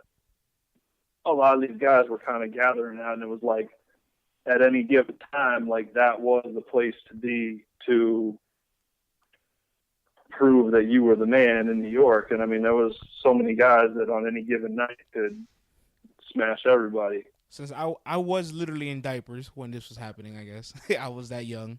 Not literally, but I'm saying like I was a baby. I wasn't able to really grasp these things. So when Bragging Rights was going on, at the time, how clearly and vividly do you remember, and what was it like? As it was going on, I mean, I know nothing but it. I mean, because that was the thing about it too, and why it's separated kind of by region at the start of the book. Like you got the New York thing, you got the LA thing, like because before the internet, really, there wasn't that much crossover really between these different scenes. It was like the guys in LA didn't know shit about the guys in New York and vice versa, except for like the big names. But, they didn't really know much about each other. And it wasn't until like the internet kind of started bringing people from different scenes together. You kind of saw that come together at Scribble, where you would have, the Poison Pens and stuff from New York going out. And then you'd have guys like, Slug from Atmosphere or whatever, and then you'd have guys from the West Coast like Otherwise Peace come out, and like all these guys were kind of convening in this one place in the Midwest. And that was really the first time probably that you would see, aside from like the new music, these things that were, but again, that was like largely an industry thing. That was Scribble was probably the first time that a lot of these guys from across the country were actually seeing each other and battling each other face to face, and kind of found like how do they communicate? As far as who? As far as like the MC trying to get to this tournament, trying to get to this event, like what was it like to recruit MCs at the time period to participate in these events? I mean, the sense I got from Kevin Beecham, who kind of oversaw the battles at Scribble Jam, basically either you had to be a known name or you kind of had to, submit some footage to like prove, all right, I've got a rep. I've got some good footage of me battling, like I'm actually dope. And then certain guys with bigger names would kind of get that free pass into the main draw if you were like a known name as a rapper. And then other guys, it was like, okay, you're going to have to go through the qualifiers and the prelims to get into the main draw. And so, yeah, it's like you had guys like Breeze or, Poison Pen or Idea that were maybe more known guys coming in, Sage Francis, guys that were known as underground rappers. And, they would kind of get those free passes into the main draw. It was usually 32 battlers that would get to the main bracket, but it would be, they'd have, I think especially the later years, it was like they'd have, I think, 28 guys that would get free passes to the main draw, and then the qualifiers, it was like the final 4 would kind of get those at-large bids or whatever, and that's how Ilmat got into the draw when he won Scribble in 04. Wow. He had to go. I remember when he was too young to participate, so he went the day of, and just like some people that flake and don't go, and he got lucky to become a contestant just like to fill in the slot, and he won. Well, he just had to go. I mean, he had to go through the qualifiers. He was 17 years old. He kind of went out there and got through the qualifiers, and it was funny. He was like, I just wanted to make the DVD. That was his goal. And it was like he got Swan in the second round. He's like, well, I know this is going to be on the DVD, so in my mind, I've already reached my goal. But then he goes in and he beats Swan, goes on and beats Franco, beats Mac Lethal. kind of just catches a heater and runs through the whole thing, and became 14 years later he's still on top of his game. I mean, he's an absolute legend. But yeah, he wasn't a known name at that time, so he didn't get to. Whereas he didn't get the invite, he didn't get the call. Yeah, whereas obviously like a Juice or Rhymefest or someone like that could just show up. That's literally just being in the right place in the right time for him. Literally, it's crazy.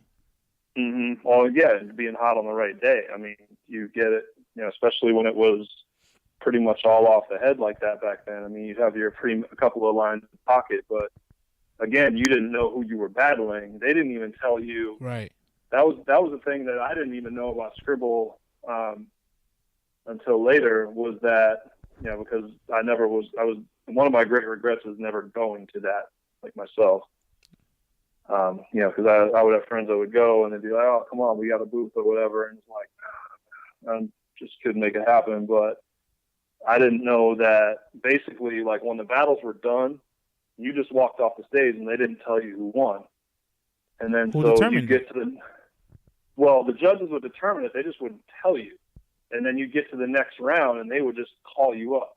That's crazy. So they wouldn't know who they were battling until they called for the next round. But like Ilmac, you're just sitting there anxious, shit in your pants, thinking you lost, and you just hear your name and you're ready with a whole new life. Or thinking you won. Poison 10 talked about that. He was like, "Yeah, I'm sitting here with a drink or whatever. I'm waiting for them to call me, and they don't call me." And it's like, finally, I go up there and it was like, "Yo, when am I battling?" He's like, "Well, no, he beat you."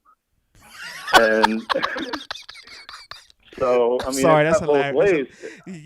He's kicked up with his feet, like, yeah, he's not gonna beat this round. Yeah, I mean, that cuts both ways. Where it's like there's guys that maybe thought they lost, and it was like, "Oh shit, now I gotta be ready." And then there's guys who thought they won, and it's like they're getting ready, and then it's like, no, you can just go and just keep drinking because you're done. But what was funny was Ilmac. He's the only one that said it. It was you watch the bracket. It was kind of like, okay, he was like, I had the last battle of the first round. Who battled right before me? It was Swan.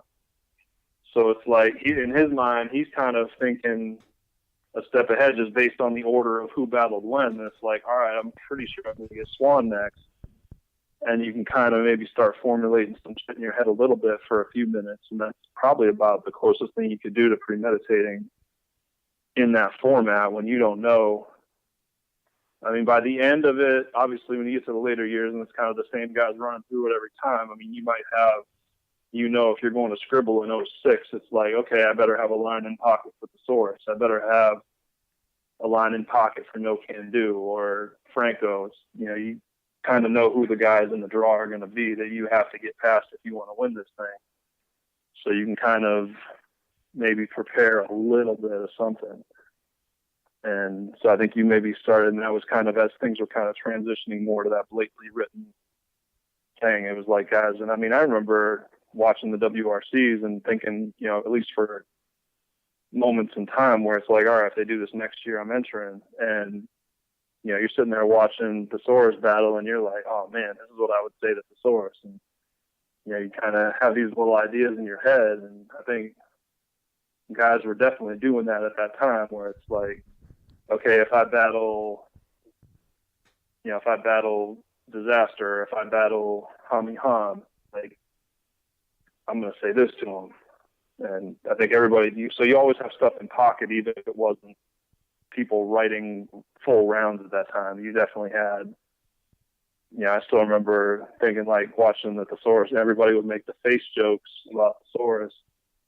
And so I was thinking in my head, like, oh, about his face, like, I can explain. Tiger came and used his face as a driving range, or, something like that. It's, you're just coming up with these things like, oh, I would definitely say this to this guy. And Ilmac actually had one of those against Swan from watching the Scribble DVD the year before. And I'm not going to spoil the whole thing, but yeah, that's in there as far as, basically his key to beating Swan. It all stemmed from watching the DVD the year before. Wow. Hitting the game tapes. Yeah, and I mean, that was part of it. I mean, again, once it's on camera, the game changes because, one, you're going to prep more just because you don't want to look bad, but two, you've got ammo from other people readily available. And as those DVDs were out there at that time, or they started getting thrown up online, it was like, okay, I'm battling this guy. I've seen him before. Now, and so you're not preparing for total strangers and just going in blind. You're like, okay, I'm battling Swan. I know about Swan. Here's what I can say about him. Right. So it changed a lot of stuff, but yeah. And now in the same chapter, which I think is really interesting, you talk about the Mecca of New York, the importance of like having those accolades at the time, street cred, winning, getting your name out there. But you also talk about where things started to get split in New York. And here's a quote from Murder Mook. He says, "The freestyle tournaments have been around forever. The tournaments were before the corners." So he's saying, like, these tournaments were probably a little bit around before, like, street and urban battles. But he says when people started seeing the corner battles, it felt like, yo, this shit is unsafe. I have to watch it because it's not safe, so this is cool. And it brought a different element. So, like, that's when I remember when we talked about it the first time we spoke in our first episode that I felt like it was maybe a bit of a bold statement to say, but maybe the quote-unquote backpack rap was what kind of, like, engined battle rap as a whole, because then the corner rap, but the more urban rap, the street battle rap, it brought a whole new feel. And then Awkward's, he kind of piggybacks off it. He says here in this quote, "I felt like at the time when I seen the Smack DVD, I knew that there was a place for it, and it definitely wasn't something to be frowned upon. It's just something completely different. That's why it was so interesting. You used to have 30-second freestyles over a beat, and now I have to write minutes of acapella, so I had to reinvent my entire battle style." And I think because of that, like, those two things clash, and everybody say to themselves, wow, can I do this? Can I adapt here? Can I do this? And then it creates what we have today. Well, I think it was definitely, I mean, at that point it was apples and bulldozers. Obviously, it's kind of morphed into one thing generally, but at that time it was like, yeah, I mean, you had, like, when Jump Off came over to the U.S. right, and did Spin the Mic, like, Mook was there. Yeah, he was. But there was no way he was going to enter that. He would have gotten shredded, and I think he knows that. He'll be the first one to admit that he can't really come off the head like that. But he witnessed, he spectated, he went to watch. Yeah, because, I mean, there was one point that What's-His-Face was battling, I forget who it was against, but he actually, like, I'll toss you into the crowd and watch you get murdered by Murder Mook. So, like, people were name dropping him. Like, people knew who he was at that point, but, you know, there was no way he was going to go into a freestyle battle tournament, especially something like Spin the Mic, which was just a brilliant idea, but it's like you have no clue when you're going to battle, who you're going to battle. Like, the Smack guys weren't built for that in the same way that it took time for, you know, guys that were used to just coming entirely off the head. You know, I think if you threw Franco out onto the street corner and said, yo, here, battle T-Rex, he wouldn't survive. It would just be weird because you'd have T-Rex sitting there spitting mixtape verses, and then Franco would be trying to go off the head and being like a freestyle purist, like, yo, I'll whatever, like this street light over here and da-da-da-da-da. But we don't really, but the closest thing we have to actually witnessing that, what do we have anything close to, like, okay, this guy is a scribble freestyler, stage, 30-second on beat guy versus urban acapella guy that comes with pre-writtens? Did we actually see anything like that in the street corners? The closest thing I could think of is Jin versus Verse, but Verse was still a freestyler. I mean, if you look at, you could say that Iron Solomon versus Mike Assassin was that, because Mike Assassin came over and expected all these street battles to be off the head. And then he gets to New York, battles 5 New York people who are all spitting mixtape verses and premeditated stuff, and he's getting slaughtered. But Iron has adapted in both elements. I guess that's the only thing. Well, Iron did both. I mean, he was mixing in freestyles while he was doing it, but I mean, he clearly has stuff that he thought of months ahead of time, whereas Mike Assassin was sitting here like, yo, I'm telling these guys, you look like that tire over there inverted and upside down, and just awkwardly trying to formulate stuff on the spot, whereas Nems was just like, fuck it, I'm spitting mixtape verses and I'm gonna just clown you. So I mean, in that sense, you saw it there. In terms of like that's probably the closest thing. I mean, you saw once you got to grind time, I mean, you had the style clashes where you saw like Awkwards and Arsonal. But I mean, by that point, all those quote unquote backpacker dudes were doing the written thing anyway. So it wasn't. There's one that I've heard about and I've never seen because it doesn't exist supposedly on tape.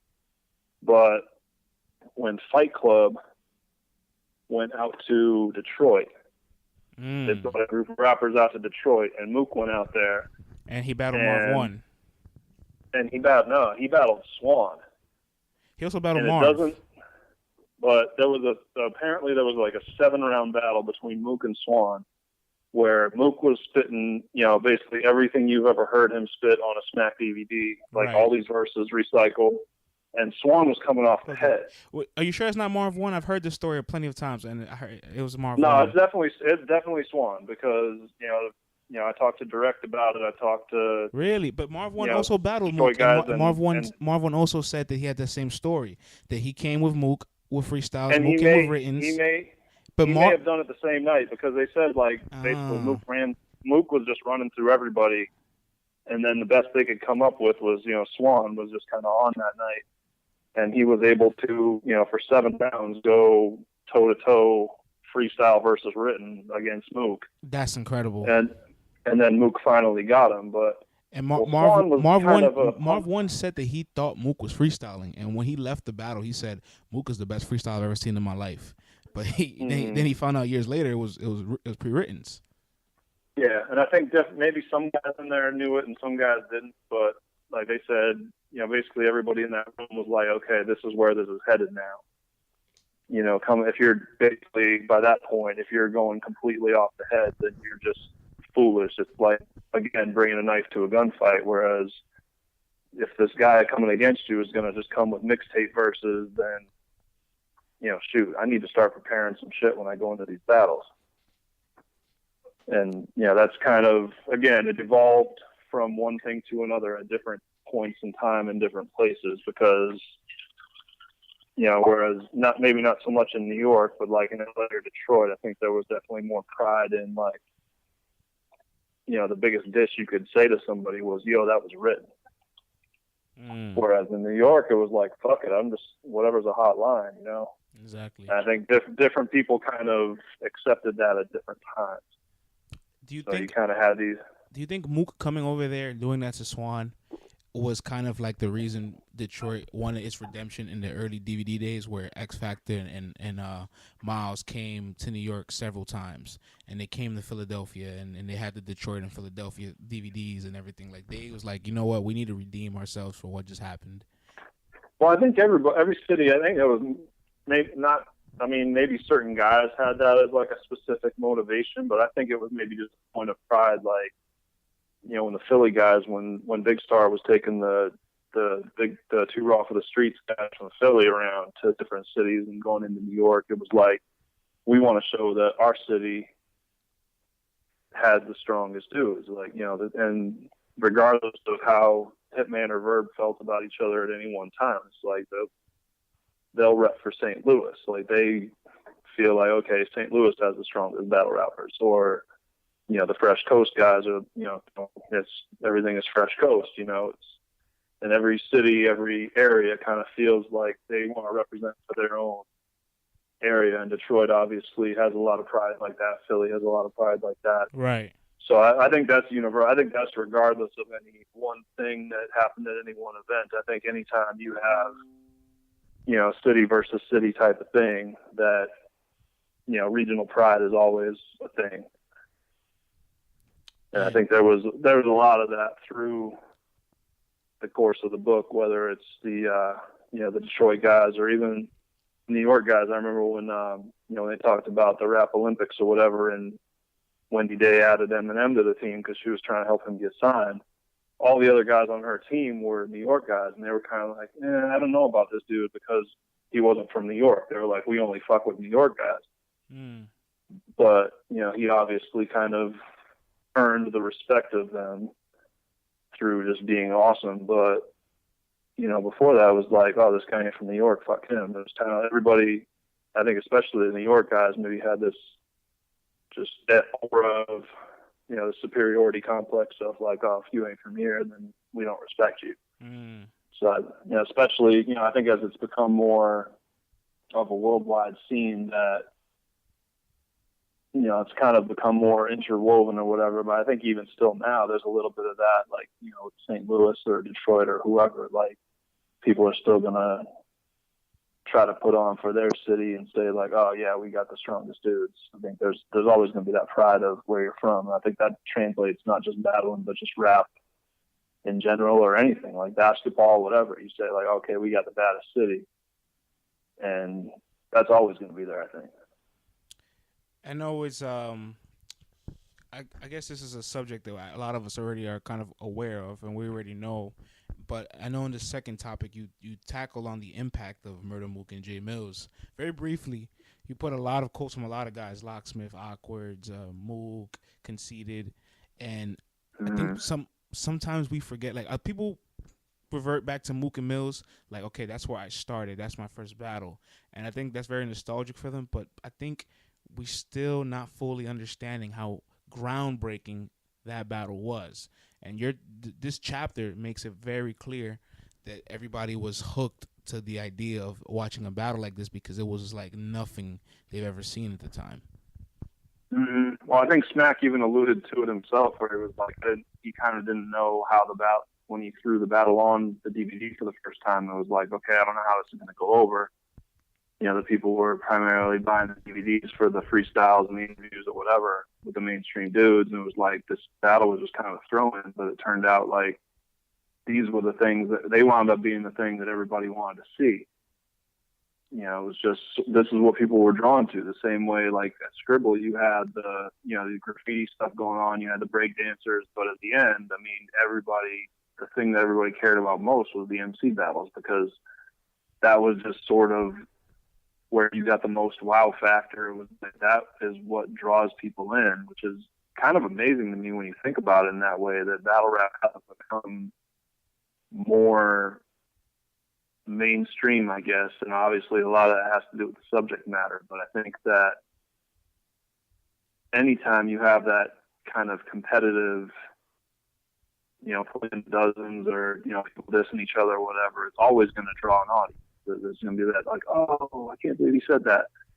And so, yeah, I think having that is, it kind of naturally became the highlight of the DVD, where everyone's like, oh, fuck these interviews. I don't care what Jadakiss has to say. I want to see Mook battle. Right. And that's sort of what became, that kind of became their calling card, whereas obviously now Smack is basically just known for putting on battles. That became his meal ticket.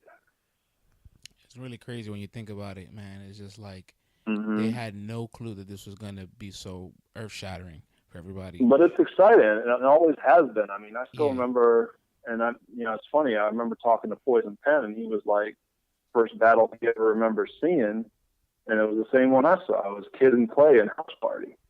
And he was saying like he had never seen anything like that before, where guys were going in on each other. But it's like that and the dance battle are like two of the most memorable scenes in that movie. Right. Because it's like, when you have that back and forth and people are like, oh, he said that, oh, he said that. It's like you just get so hyped up being around that it's like you can't help but be drawn to it. And that's kind of what makes this so awesome. And that's why I think people that, the fans that are true battle fans, it's like you get sucked in. It's so addictive once you get a whiff of that. It's just so much fun to be around and be a part of that, it just gets in your blood. And I mean, I think there's a quote that Avocado has in there somewhere, and I think sums it up perfectly. I don't remember the exact thing off the top, but where it's like, basically most people don't have a lot of people in their real, like, everyday circle of friends that are battle rap fans.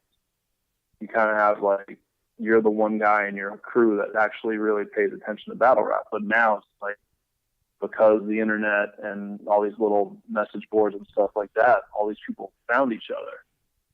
And so it's kind of like you have like me sitting here talking to you right now. We've been sitting here nerding out about battle rap for, I guess 2 hours or so already. And it is amazing. It's just a seamless conversation. We could probably go on for 2 more easily. But, we'll see whose phone dies first. But it's just kind of once you kind of find that little fraternity of people that are like, oh, hey, you're into this too. Yes, that's the perfect word for it. It's like a fraternity. That's the perfect word for it. But I think that's really the beauty and why I kind of centered the book around the impact the internet has had on it, because that's what made it a global thing. Whereas like before, you kind of had, okay, there's your scene in this city, and it's the same 8 or 10 guys that battle each other every week at this one event. But now it's, okay, these guys from California, I mean, they are battling in Australia now. They're battling in the UK. They're battling in different spots all around the country, all around the world. And it's not just this fraternity within your city. It's a fraternity global. And even among fans, it's like you got fans talking shit. You got guys from all different corners of the world arguing about, Tay-Rock versus Hollow or whatever. Right. It's like you got these complete strangers who kind of become your go-to people to bullshit about battle rap with. And it really has become like a global thing. And it's pretty freaking cool that, we had no idea who each other were a few months ago, and now we're sitting here just yapping about this stuff like I've known you for 10 years. It's pretty awesome. It's pretty remarkable. And there's 2 lessons so far I've learned drastically from like not just reading your book and speaking to you both times, but one thing that like really has blown me away is that like from the past of battle rap, and I'm so grateful that you're documenting all this, because I'm not sure if you ever got a chance to speak with Minnesota Luke or if you're familiar with him. I've spoken to Luke a little bit. He's our historian gatekeeper. Like I try to be an encyclopedia, and I know so much. At least I try to know as much as I can. But I definitely give that guy his props. I give you your props. Luke's got. He kind of shared with me too. Like, he had a spreadsheet with like, just the dates of all these events that happened, and obviously like Verse Tracker was a very important reference there too. But Luke just has this institutional knowledge because he's just so passionate about it that we have like a little we'll have little conversations with some of him and some other guys in the scene that I talk to online or whatever, and there'll be like jokes about how Luke could be sitting there like pleasuring himself the Big K battle or something, or like he's jerking off with a Philistine battle in the background. That's or whatever. Fucking hilarious. But I mean, that's kind of who he is. Like, I mean, he's just that passionate about it that, yep. You can make those jokes, but they might not be completely inaccurate either. But no, I mean, a lot of those guys that are, not necessarily battlers, but, have been around the culture and been soaking it up, like, guys that the average battle fan wouldn't know, and there's a few of them that are quoted in there. But, they were very valuable resources to me because, just guys that have been actively following it for so long, you just soak so much of it up that, a lot of these guys will remember certain things that it was like, oh crap, I forgot about that. And so you kind of wind up going down these different paths with things. Is this too difficult for a casual to digest, or somebody brand new that wants to learn everything to digest? Because you and I have, a decade you have more than a decade, and we're still like, just like, oh snap, we're still like popping out memories of certain things and learning stuff and going back, hitting the game tapes. Imagine starting brand new tomorrow, like you didn't know any of this. All right. Well, I'll tell you the first thing you could do is you could go to battlerapbook.com. Yeah. And you can plug. Shameless plug alert. But no, I mean, seriously, that's kind of what I'm hoping to accomplish with this, is that, for the people that, because I mean, so many people have come into it in the last 3-4 years as it's gotten more popular, and these 100,000 view battles have now become 5 million view battles or whatever. That as it has blown up and more people have come into it, there's going to be a bunch of people that, like we said, aren't familiar with the gins or the no can do's or the ideas or the super nats or the juices. Right. And I think this is a good starting off point, and that's why I put some of those QR codes in there too, where it's like, okay, I'm not familiar with, Idea versus Peace, or, Ilmac versus Swan, like these things that happened 10, 15 years ago that kind of helped set the course for where we are now. It's like maybe this kind of gives them And, you know, either they say, oh, fuck that, that's old shit, or, you know, maybe some of them say, oh, hey, that's interesting. Maybe I'll go check out some of this other shit, and kind of, because, I mean, battle rap is sort of like that anyway, where it's hard for someone to come into it because so many of the references within the battles themselves are about shit that happened in previous battles. And so you almost have to know. It's kind of like seeing one of those, the Wayans brothers movies. Like if you go see Don't Be Menace, but you haven't seen Juice or South Central or Boys in the Hood or any of these movies, you're not going to get the jokes. And it's the same thing with battling, where it's like, you know, you go watch. I remember when Don't Flop did their event in Chicago.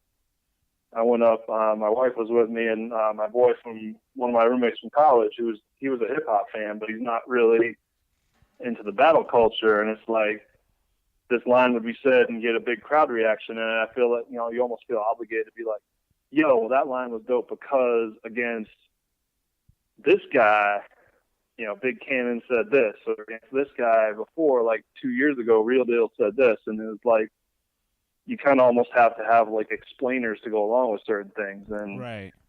I guess the hope is Cliff that notes and everything. That, yeah, but this hopefully will help maybe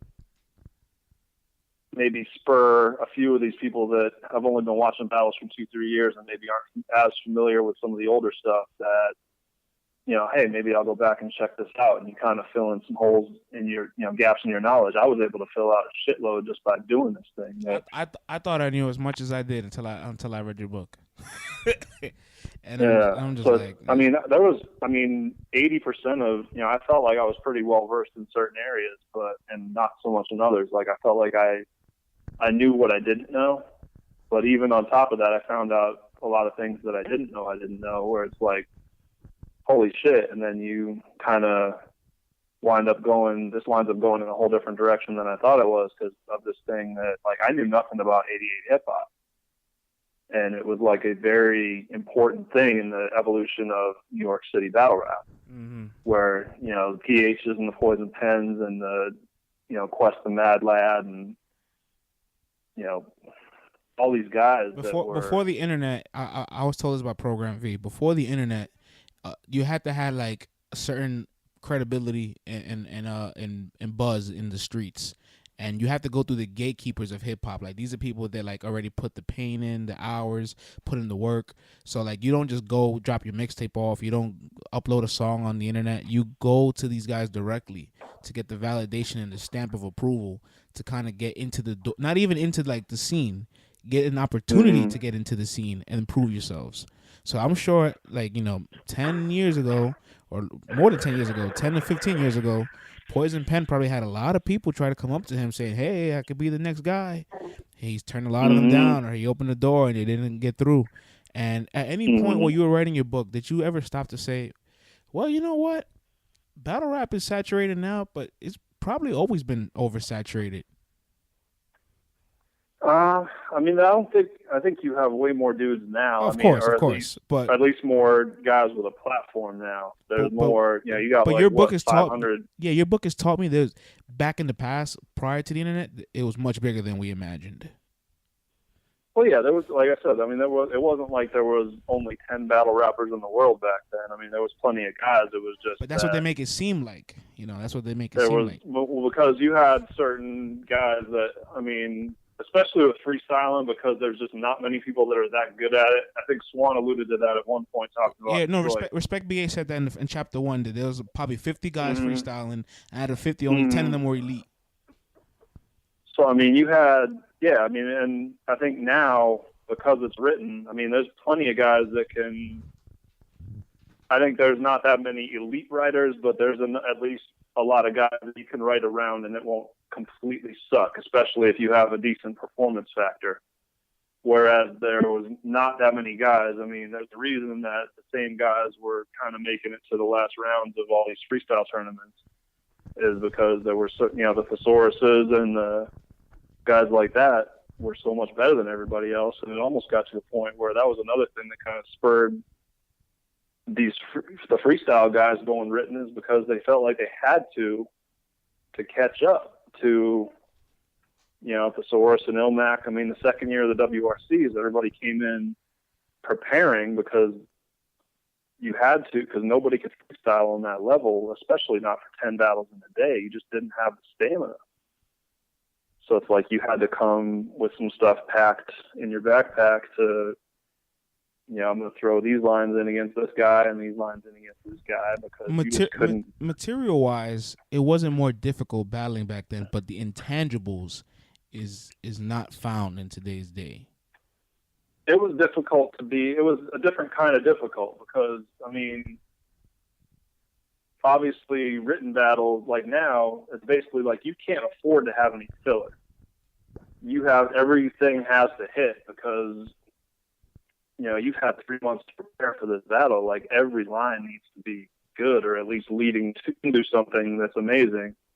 Whereas a freestyle battle, it was like, if you had a 30-second round, you're getting 12 bars off, and really you only need to have like 1 or 2 really hard punches that the crowd's going to remember, because the rest of it is just going to be rambling filler where you're just kind of going off the top and be like, yo, your shoes are blue. I'll make them brown when I poop on your shoe, or, whatever. You're just kind of saying stupid shit to fill the time, and then kind of leading into maybe you've got that one line in your pocket where, like, I saw your mom on the corner doing whatever. Like, you've got this one line that you're leading up to, but the rest of it is just kind of like set up. It was like set up, punch, set up, punch, set up, punch, or set up, punch. But it wasn't just like, now it's like every line either has to be a hard punch, or it's like part of this intricate scheme. And, you can't waste any time. Even if it's unlimited time, you can't waste any time, because, the crowd will turn on you like that. Oh, well, back then it was expected that, okay, you're just not going to be able to every line. That's why I think I kind of maybe had that writer's mindset where it was like, I expected every line to hit. And so when it's like, I'm sitting there, if I couldn't think of something that was like a complete sledgehammer off the head, I would just kind of blank out, because like I didn't want to be that guy sitting there like, yo, I got the flow. Let me tell you something you don't know. You can't fuck with the O. I'm about to rip this show, and just having that, okay, I'm just going to keep something going over this beat until I think of that next big line that's going to kill you. And I wasn't wired that way. I wanted to be like that dude, like Swan, basically, where it's like everything is like set up, punch. And, I think I was maybe too frustrated with myself, and so I would just kind of freeze up when I couldn't think of that killer shit. But there's very few guys that can do that can just come up with just hit after hit after hit on the spot. And that's what's so impressive. A lot of guys talk about it in there, like, just talking about that moment. Now that we're saying that, it's funny, we were talking about, last episode, we talked about names that could have adapted to the freestyle era. And there's a handful of people that could freestyle that maybe they could have transitioned back in the day, but there's a name that you and I both kind of left off the radar as far as being able to freestyle right now in the modern era. And he freestyles pretty good. Charlie Clips. He's Clips. Does it? Wait, I know he has his moments. I saw your pause, but are you impressed with guys being able to freestyle as well as they are sometimes now, where they don't need to do it? Well, there's different, and this is something that I don't think I put really in there, but like I remember talking with Disaster about it. Whereas, there's different types of freestyles. Like, I feel like Clips and DNA are two guys that it's like they can come up with basic observational things on the spot, which again is impressive. It's not something that a lot of people can do, where it's like, they'll say something about your shoes, or they'll say something about something going on the stage, or something that happened in the crowd that day, that is like this observational thing where it's like something where you can clearly tell it's on the spot. But it's not the same intricacy as, these 3-4 syllable rebuttals that someone like, a thesaurus is coming up with and a Disaster off the top of the head, or like I think a good example was Ilmac DNA, where I think his last round DNA said something at the end like, oh, he's short like Danny DeVito, and Ilmac immediately turns around and is like, Danny DeVito, motherfucker, I already know what DNA is doing, like I'm cracking the genome. It's like that's a multi-syllable right after the fact, and it's like, again, it's two different things. I mean, I'm not saying that I obviously couldn't come off the head the same way Clips of DNA could either, but it's still I impressive. think there's a little. I get what you're saying. It's like more of a basicness to it. You know what I mean? I think they're both impressive, but to me, when you can craft like multi-syllable, like intricate rhyme schemes that were clearly just either. Some of them may be things that like, okay, I know this guy's going to talk about this, and so you have it in the pocket. But I mean, the cracking the genome thing is like, one, it's a multi-syllable rebuttal, but two, it's like genome, DNA, like, it's like you would to pre-med that, you would have had to know specifically that DNA was going to reference, he was specifically going to reference Danny DeVito. Yep. Because that's the only way that works. So, it's like, again, it's that whole thing about there's levels to this shit. They're both impressive, but like, right. But I think there's, the observational freestyles that you kind of throw in to be like, hey, I can come off the top. And it's almost like a showpiece, whereas certain guys can actually like weaponize it. And, like Sharon, I think, he's able to, it's not just something that like, oh, this is like just a little show-off trick I'm going to do. But this is an actual hard punch that I can do off of something you just said. Yeah, he's really good at freestyling punches. They're not multi-syllables like you're saying, but he can come off the top for a handful of a good hit. No, they're simple, but I mean, I think that's why he's perfect. He's perfect for like a while and out setting where you've got a crowd that isn't necessarily looking, it's not necessarily a battle rap crowd that's looking for super intricate wordplay or rhyme schemes or whatever. It's just this basic diss that like, you said this, okay, I'm gonna say this right back at you. And I think Clips and Sharon, it's perfect for something like that. But I think there's again different levels where someone like Diz or Ilmac at the Thesaurus or these guys are like Hollow. It's like the intricacy of the rhyme patterns themselves might not be that intricate, but the fact that Hollow can do it in the middle of a round. And there's very few guys. I remember talking to Bender, rest in peace, and him being like, I asked him about, the freestyle versus written thing, and he was saying like, a lot of guys will just carve out like 4 bars. They'll leave room for 4 bars in their round at the beginning to kind of rebuttal something that somebody was going to say, like you just leave space for it. Right. But Bender was like, I couldn't even do that. It was like, because I would sit there and think of the rebuttal, and then I would forget how my rest of my round started, and I'd fuck up. So he's like, at some point, a lot of guys just won't even bother trying to rebuttal anything because it'll throw them off of the shit that they've memorized and performed, and it kind of just takes away from their round. So it's like, it's a risk, really, because if you can't do it well, and if it's not going to benefit you, again, it's like, I mean, there's different levels to, okay, do I want to throw this in just to show that it's a trick I have in my bag? And I mean, there's been times where Thesaurus has done it, where he's thrown a rebuttal and it didn't land. Okay, it's like, okay, that one didn't hit. And other times he does it where it's like, holy fuck, how the hell did he come up with that?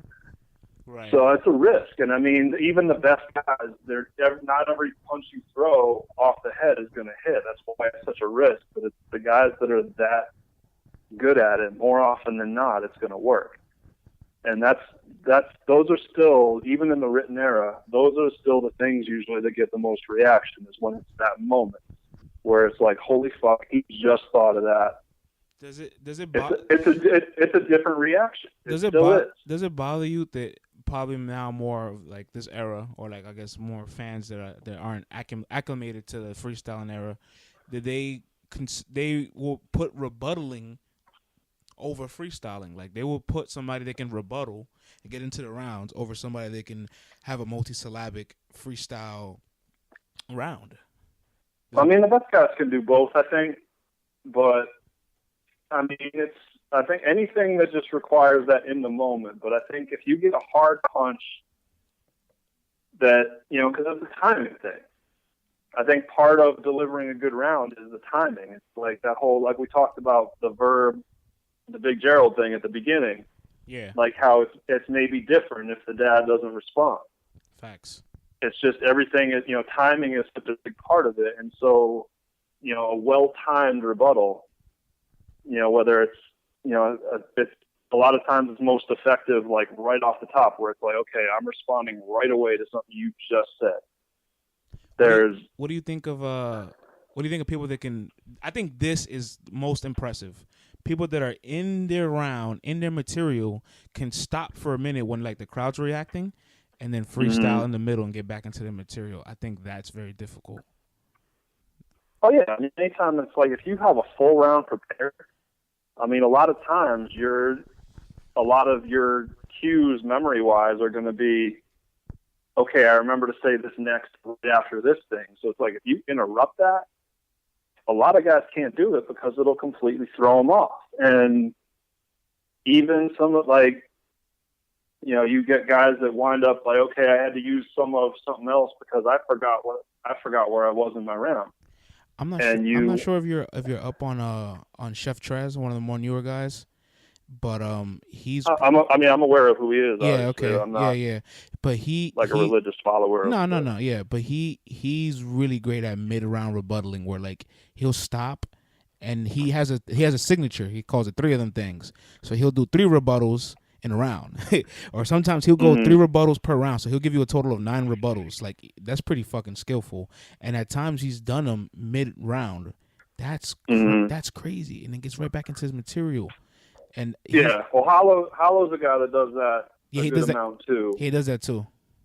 But I mean, really, yeah, most guys. I mean, the fact that a lot of guys won't even do it at the beginning of their rounds. Yeah. Like I was saying with Bender, it's like it's so easy that you get off track and forget where you were going to start or where you were going to pick up in the middle of your verse. It's like if you've got stuff, especially if you don't have it locked in, committed to memory.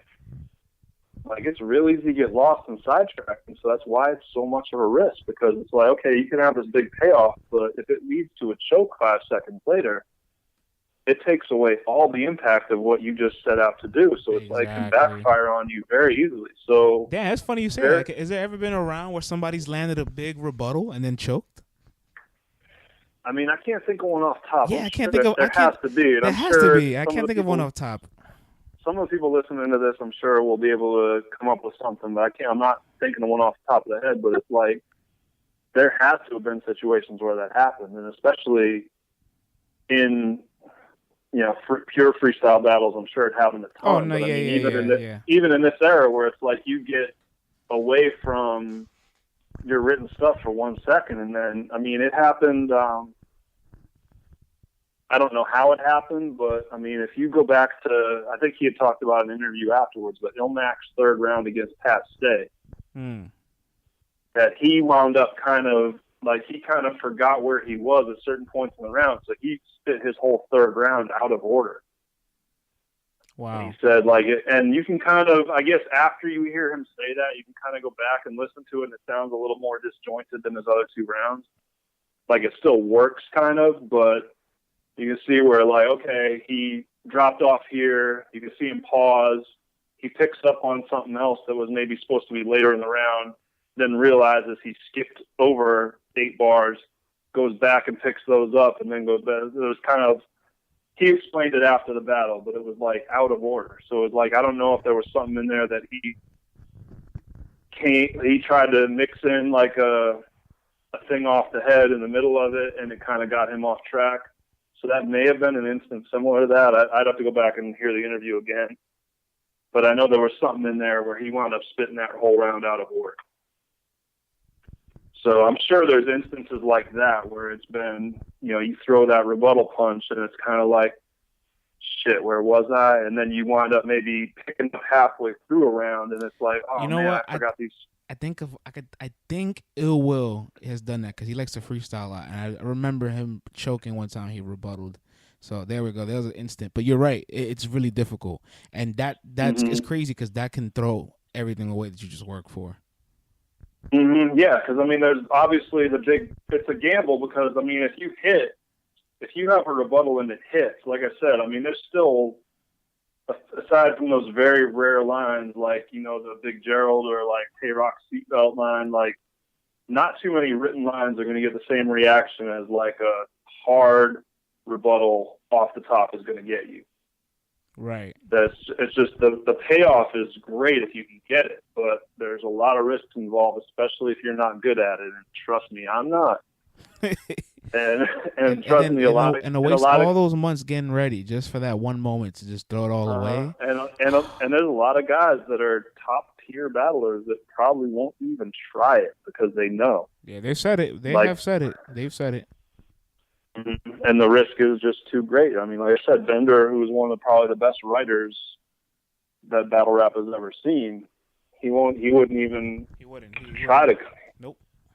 Not even 2 bars at the beginning, because it's like you spit those 2 and then it's like, fuck, where was I? And it throws everything off, and you have this amazingly well-crafted round, and you fucked it up before you even started. Do you think it takes away, though, that the MC can't freestyle? I mean, to me, I think you want to say yes, but at the same time you want to say no. Well, it's 2 different things. I guess if you're looking at in the context of in any one particular battle, like, you know, if K-Rock has this amazing performance against such and such, and he didn't freestyle any of it, does that take away from it? No, it's still amazing. I mean, I don't remember off top, but I don't think Verb was throwing in a shitload of freestyles against Hitman, but it was still amazing. Right. It's, you know, you don't have to have that in a particular battle to have it be a classic performance. Mm-hmm. But I think if you're talking about the overall skill set of a guy, right, that I think you have to take that into account. Like, you know, can he at least competently come off the head, or was he at least good enough at it? Like, you know, Hollow says it himself. He's like, I don't think I'm the best necessarily at any one thing, but I think overall, if you take everything into account, I do it all better than anybody else. And I'm sure there's other guys that feel that way about themselves. I know for sure, because when we asked a bunch of these guys who the greatest of all time was, there was several guys that said themselves, but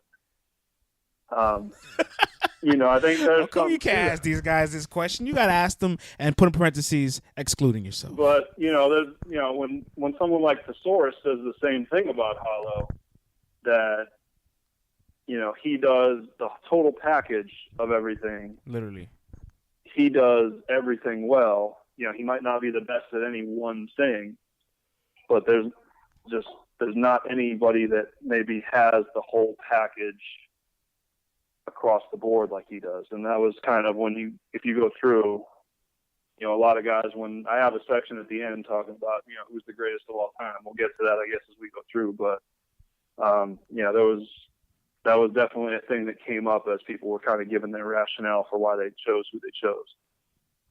I think overall, out of all the names we talked about as far as like greatest of all time, there's a lot of names that somebody put a face to and they'll have an argument for. Hollow's the one guy that like nobody can dispute, I think. I mean, I think he has to be in your discussion, because regardless of what style you maybe gravitate to, yeah, he has it all. You know, he has that respect with the Smack crowd, the Smack fans, obviously, because he made events over there. But you know, if you put him in front of like a backpacker crowd or whatever, like he can, you know, he has the respect of pretty much any demographic of fan base. And I think that, yeah, he may be the only guy that kind of crosses over across all styles, I guess you could say. Because he can come off the top, and he can craft rounds that are going to appeal to the quote-unquote nerds. But he can also, I think people forget, very early in his career, he did a lot of his battles on the road, too. That gets underrated sometimes. He went to Cali plenty of times. He went to St. Louis and battled a hungry Averb. He's gone on the road, and more importantly, he even has an international fan base. Not like obviously like an Arsonal or Disaster, but right now he's headlining the next Smack card in London. Mm-hmm. So, well, yeah, I mean, he can go to London and do whatever. I don't think he can go to like Russia or Germany or the Philippines like Disaster can. Right. And necessarily have the same impact in certain international environments. But if you're talking about like the core English-speaking markets, I think if Hollow went to England or Australia, I mean, he's already done it in England when he battled Pat, the one-rounder with Pat. Yep. But I mean, I think in England, he could definitely, he's proven he can do it. I think if Hollow went to Toronto, obviously he'd be well received up there. I think if he went to Australia, he'd be well received there. So, I mean, at least within the English-speaking battle scene, I think Hollow can pretty much go anywhere and be respected. Facts. So, yeah, I mean, he's one of the few guys. I think there's definitely kind of a universal respect. I think, if you obviously the Smack crowd isn't going to necessarily feel someone like a Thesaurus or an Ilmac, and there's obviously issues with New York. It blows my mind that all these years they still haven't battled on this platform. Disasters come here. Mm-hmm. Disaster also too kind of has that, that hood side. I mean, he was battling in the pit and whatnot in LA, and I mean, just because of that angry, aggressive style that he has, I think he translates well. I mean, I think there's issues with a lot of New York fans and Diz, but Sharon came here and battled one of the most aggressive guys in Shotgun Suge and won clearly. I think Ilmac and Thesaurus will be just fine. I don't understand what's the holdup at this point. I mean, I think it's maybe just a concern of, and that's why I'm kind of surprised that Sharon has been able to get booked there and that they were so keen on doing that. But I mean, I think the concern is that with somebody like a Thesaurus, that he's not going to go in there incredibly spit like gun bars and shit. That I think, just stylistically, I don't think it's a matter of is he good enough, because I don't think anybody with a brain can make that argument. They're like, oh, Thesaurus isn't good enough to battle on URL. That's complete bullshit. Thesaurus is arguably the greatest of all time. But I think from a stylistic standpoint, it's like, okay, Smack has kind of carved their lane as, we've got, these are basically the hardest street spitters out there. And, Thesaurus just doesn't kind of fit that. It'd be the same as, like, if you had, how the Abercrombie and Fitch stores at the mall, you have, like, the little frat boys out there with their shirts off, like trying to get into the store. The models. It'd be like if you had Marv One out there with his shirt off, trying to draw people into Abercrombie and Fitch. That wouldn't fit their brand. You know what I'm saying? It's like good comparison. That's not going to work. Thank you for the visuals. But you know what I mean? It's just like, Smack clearly has what they see as their brand, their lane.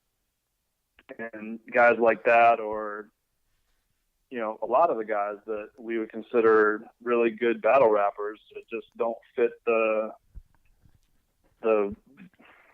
image, I guess you could say. That I think Thesaurus is kind of the you and I are the handful of guys. You and I are the handful of guys that once we hit Thesaurus and Immaculate booked on a Smack card, that we're just going to be so excited. I think. And you know what? I do think Ilmac would translate well. He can. He did RB in New York. He can do it. Mm-hmm. He's battled in New York. He's won. I mean, he's won multiple events in New York. He won Spin the Mic in New York. He beat JC in New York. I mean, he can do it on any platform, and I think he has kind of that harder edge. I think people look at it like, oh, because he's not black or because he's not 6'5", it's like he doesn't have this towering presence. But I mean, he is just a dude that will straight up out rap you. So I mean, I think he would translate. I don't know if Thesaurus. I mean, like I said, he's clearly good enough, but I can understand, given what Smack sees as their image, as like, they have the ear of the street, so to speak. That this is what the people in the hood are checking for. And if you put the source on there, it's like, well, wait a second, what are you fools doing? Are you kind of going soft on me? But I mean, I don't think there's any, like I said, anybody that thinks he couldn't hang on that platform is stupid, but it's just how well would it be received? Would the crowd fuck with him? I think if the crowd actually listened to some of these guys, they might come around, but it's kind of like that. I don't know. Would they even give him a chance? It's kind of like when Solomon battled Mook. That battle was over before it even started. But there's a lot of factors that also played into it as well, so I'm not going to fully blame Iron Solomon on it. But I think the last thing I definitely want to ask you, because it looks like my battery is almost on its way out. Do you think Immaculate Thesaurus, I've always said this, and I want to hear your opinion. I think they're the parallel universe of Murder Mook and Loaded Lux, like just literally across the globe from each other. I mean, I think they are to the quote-unquote, not, to the quote-unquote backpackers, like in terms of status. I think, they are pretty much the logos in terms of accomplishments. I think if you look at like, okay, who kind of carries the torch for the West Coast now in terms of the biggest name, I think it's got to be Disaster. But Diz will be the first one to tell you that he was inspired by those guys, majorly influenced, because he said, there's, again, I don't want to spoil all the quotes in there, but he was definitely more like Smack influenced, like that kind of style. And then once he got into, once he discovered the source and Ilmac, it was like he changed up a lot.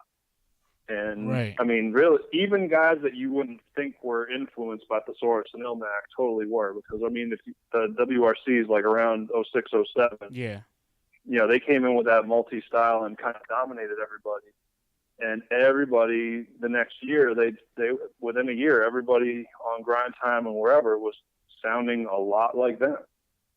So it's kind of like, Nas saying, name a rapper that I ain't influenced. I think, you can make a case that the source, even with some of the street guys, I think whether they consciously or not, I think he influenced the way a lot of battle rappers rap. Everybody respects him. Both those rhyme guys. Patterns. Yep. Oh yeah, and that's the thing. I mean, I think we talked about it last time, was like this whole divide or whatever, the whole like street versus nerd thing.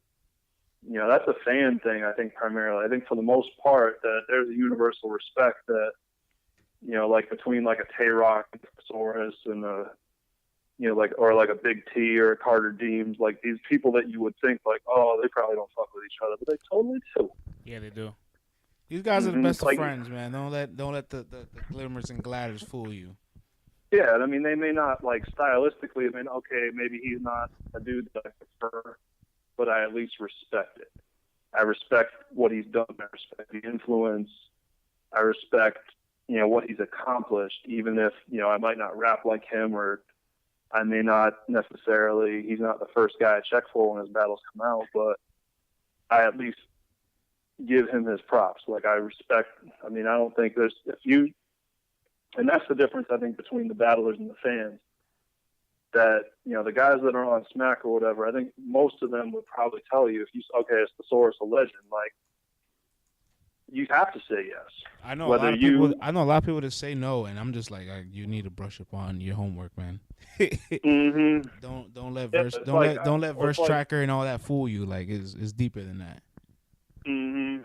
So yeah, it's not all about views and shit like that, but it's like, honestly, like I say to people, like, I try to stay quiet on these, like, Facebook groups and stuff like that. I don't say a whole lot, but I'm just thinking to myself a lot when people put these things out, and it's like, okay, who's your all-time top 5? I'm like, if the source ain't in your all-time top 5, you need to make a new top 5. Because I just don't think that, I don't see how you can make a case for leaving him out of it. No matter what your criteria is, he doesn't have to be number 1, but I don't think you can go deeper than 5 and leave him out of it. There's just no way. In all time. Yeah. Too much winning, too much influence, too much longevity, too much relevance across every single era. That's why, there's just, you can't stick like as big as obviously Tay-Rock is a bigger name than Thesaurus now. If you had a card, like a big, huge card, like the biggest names in battle rap, Tay-Rock would probably be a main event guy, and Thesaurus would probably not main event that card. Right.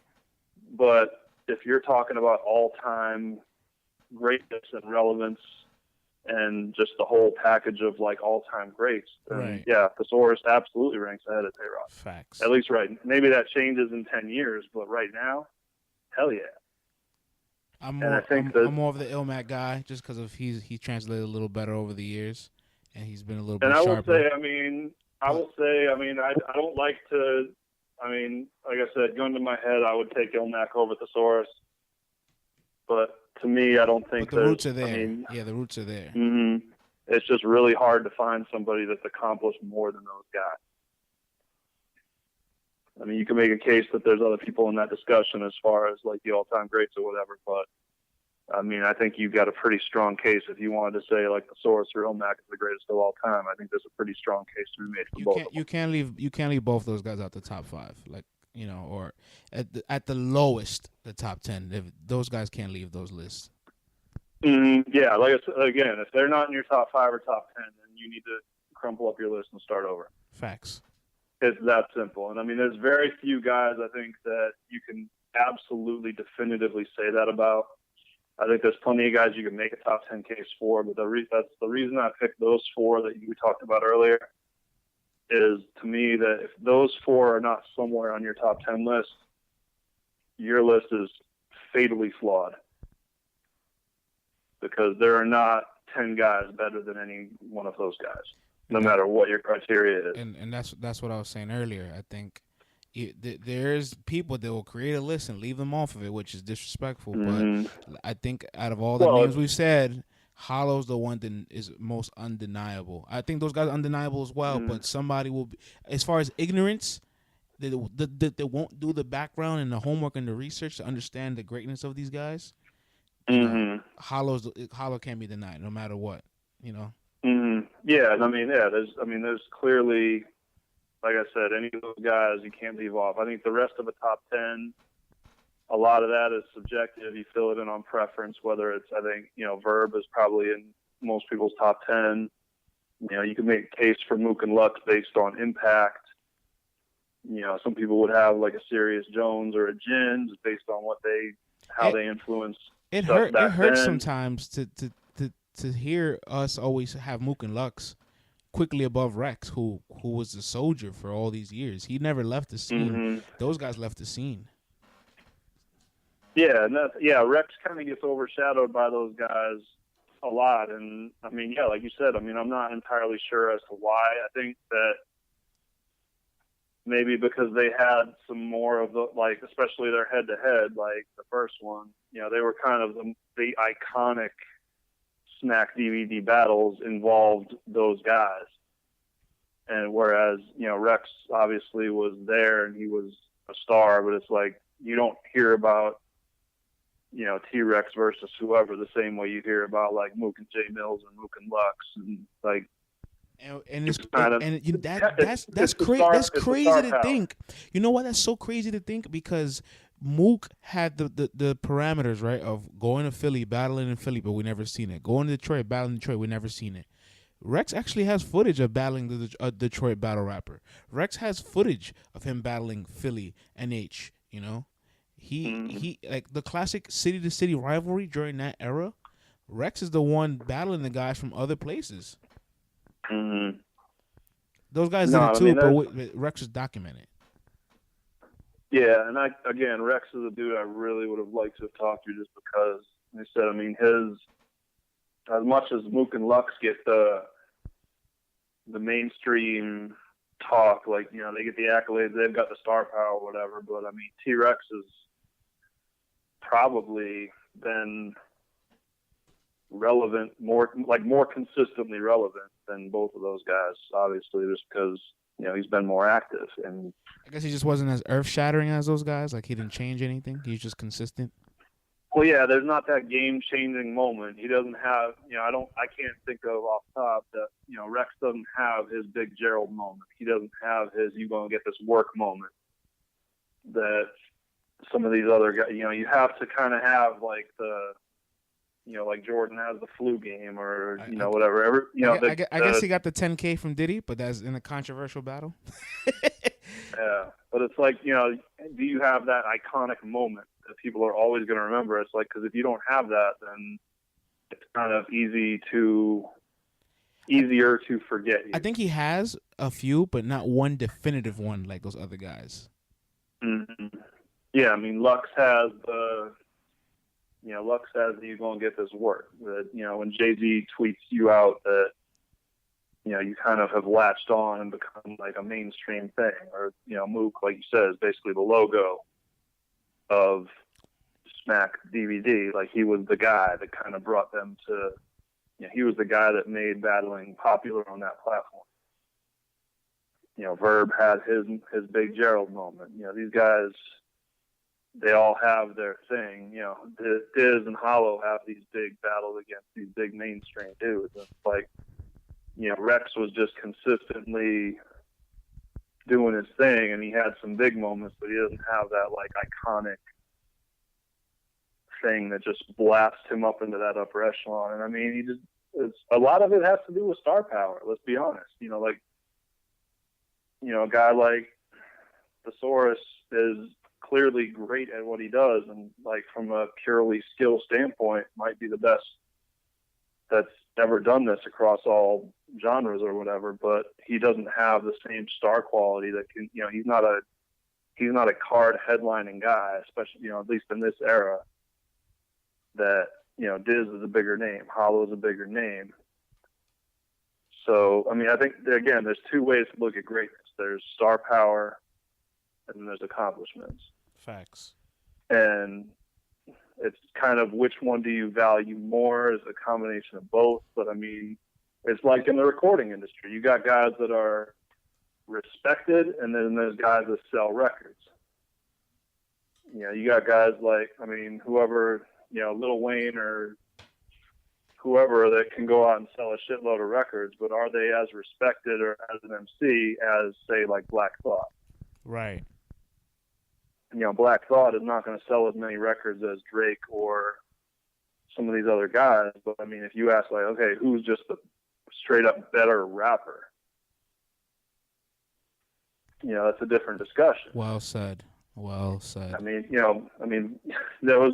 had a stretch of, I think about 10 years where the best selling rap album of all time was Vanilla Ice. It's like, was Vanilla Ice the greatest rapper of all time? Fuck no. So there's star power and there's goodness. And I think, just kind of how you balance those two kind of is going to determine what your greatest of all time looks like. And I mean, the only way someone like Thesaurus doesn't make your list is if you're basing it entirely off of star power. Because that's the area where he lacks. But if you're talking about like skill and accomplishments, you can't leave him off. You just can't. No. So I mean, yeah, it's a subjective thing. Everybody's going to have how they feel about that, but that's kind of where I'm at with it. And I feel like anytime we started talking about any particular chapter, we wound up going off on some other railroad that we tackled two chapters. And we got some good dialogue and a good little debating. So I'll take it. Mm-hmm. Yeah, but I mean, it's good in a way because I don't want to spoil. I don't want to like sit here and read the entire book aloud either and spoil everything. I mean, we touched on some stuff, but yeah, man, I definitely want to hear your thoughts. No, of course. I wanted to hear a lot of your thoughts. You can't get this whole thing for free. Facts. You got to buy it, people. Facts. I said in my last episode, I want this autograph, man. What can we do about that? We'll get there, man. I mean, I'm gonna have to link up with you at some point. You sign that bad boy, mail it. I'll send you whatever I gotta send you, man. I'll even tip you, bonus, all that. You deserve way more than whatever this is worth, honestly.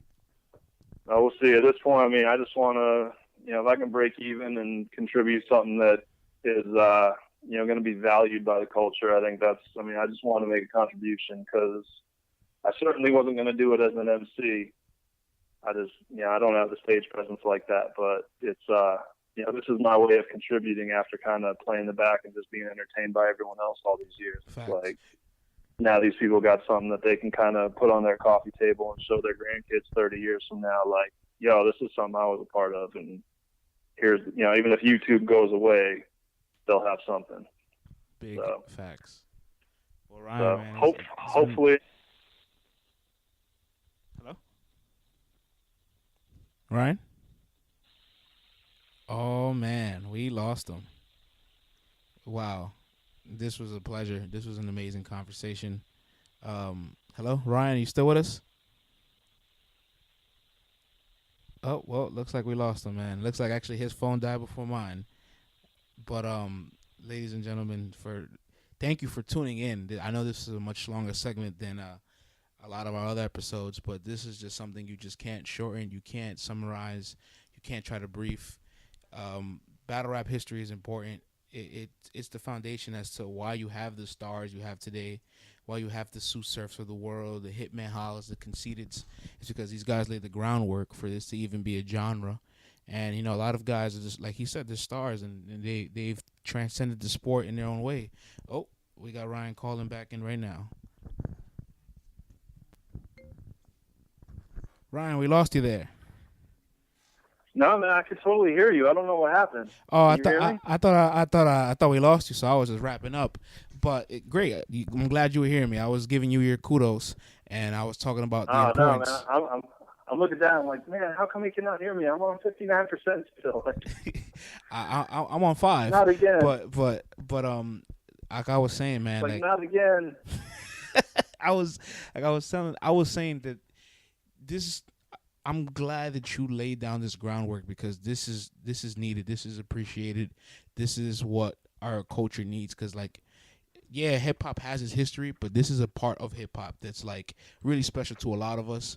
And we love the lyrical competition between MCs, and we know the roots of it is much deeper than what we have available. And it's probably things that we have no access to at all. It's lost in somebody's apartment, somebody's basement, in somebody's DVD, in their computer, deleted. Lord knows, man. And there's just there's so many battles that I was told about through this thing that either one guy has it on VHS and it's never seen the light of day, or there's just nothing at all.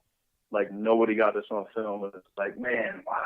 I would have killed to see that. It's crazy when we were talking about your chapter 2, and we talked about Sarah Connor and Poison Pen. They've battled. That's crazy. Mm-hmm. No, I mean they're talking about people that I battled Saddam Sadiq, or I battled, or they're talking about Mos Def showing up and just wrecking somebody on the spot. These moments that. Obviously, if it happened now, there'd be 300 people with their phones out capturing every second of it. But Danny Myers battled Papoose back when he lived in New York. Okay. Crazy. Yeah, right? I mean that's what I'm saying. There's tons of that. There's the whole Mook and Swan thing, or Mook Proof battling Rex and Reed. The list goes on. Oh, I'll give you a good one. Mm-hmm. Disaster and Daylight. That was Daylight's first battle ever. Mm. Yeah, there's tons of those where it's just nobody had a camera at the time. It was, it wasn't like you could just pull your phone out and get it. It was, okay, if somebody had a camcorder in the crowd, that's great, but most of the time, And if it was, the footage was shitty. It's not like now where you've got Avocado with 3 reds and all these freaking lighting schemes, and it's basically like a Hollywood setup now.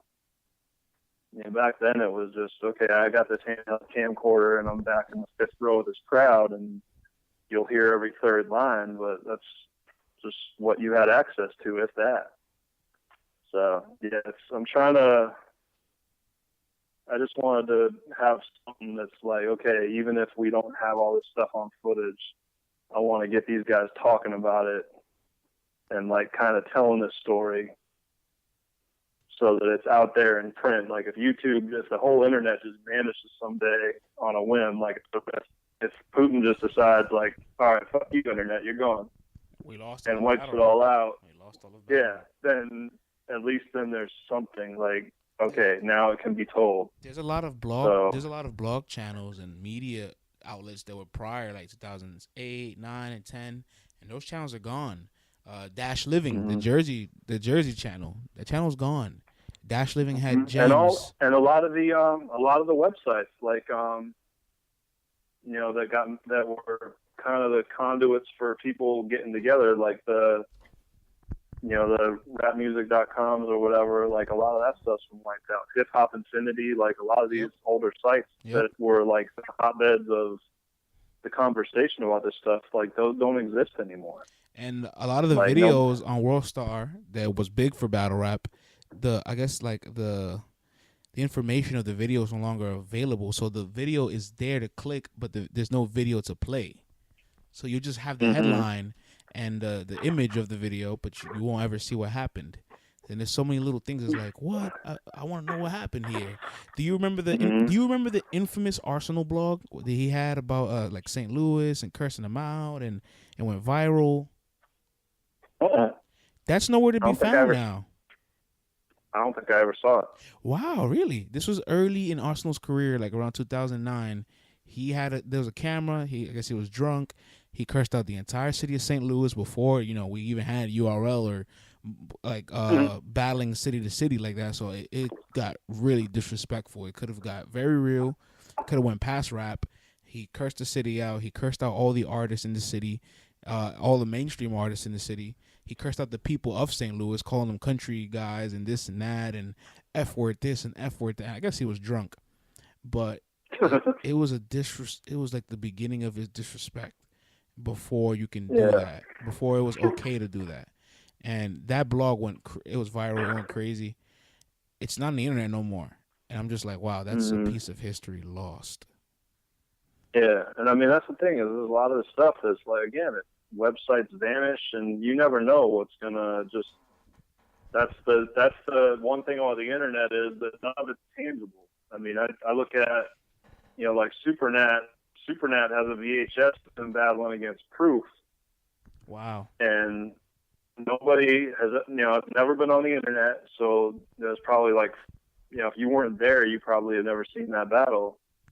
But like, if the internet disappears, that tape still exists, so it's having something tangible, and that's kind of what my aim was with this was, even if YouTube goes away, there's at least something that kind of chronicles, okay, this is the shit that happened.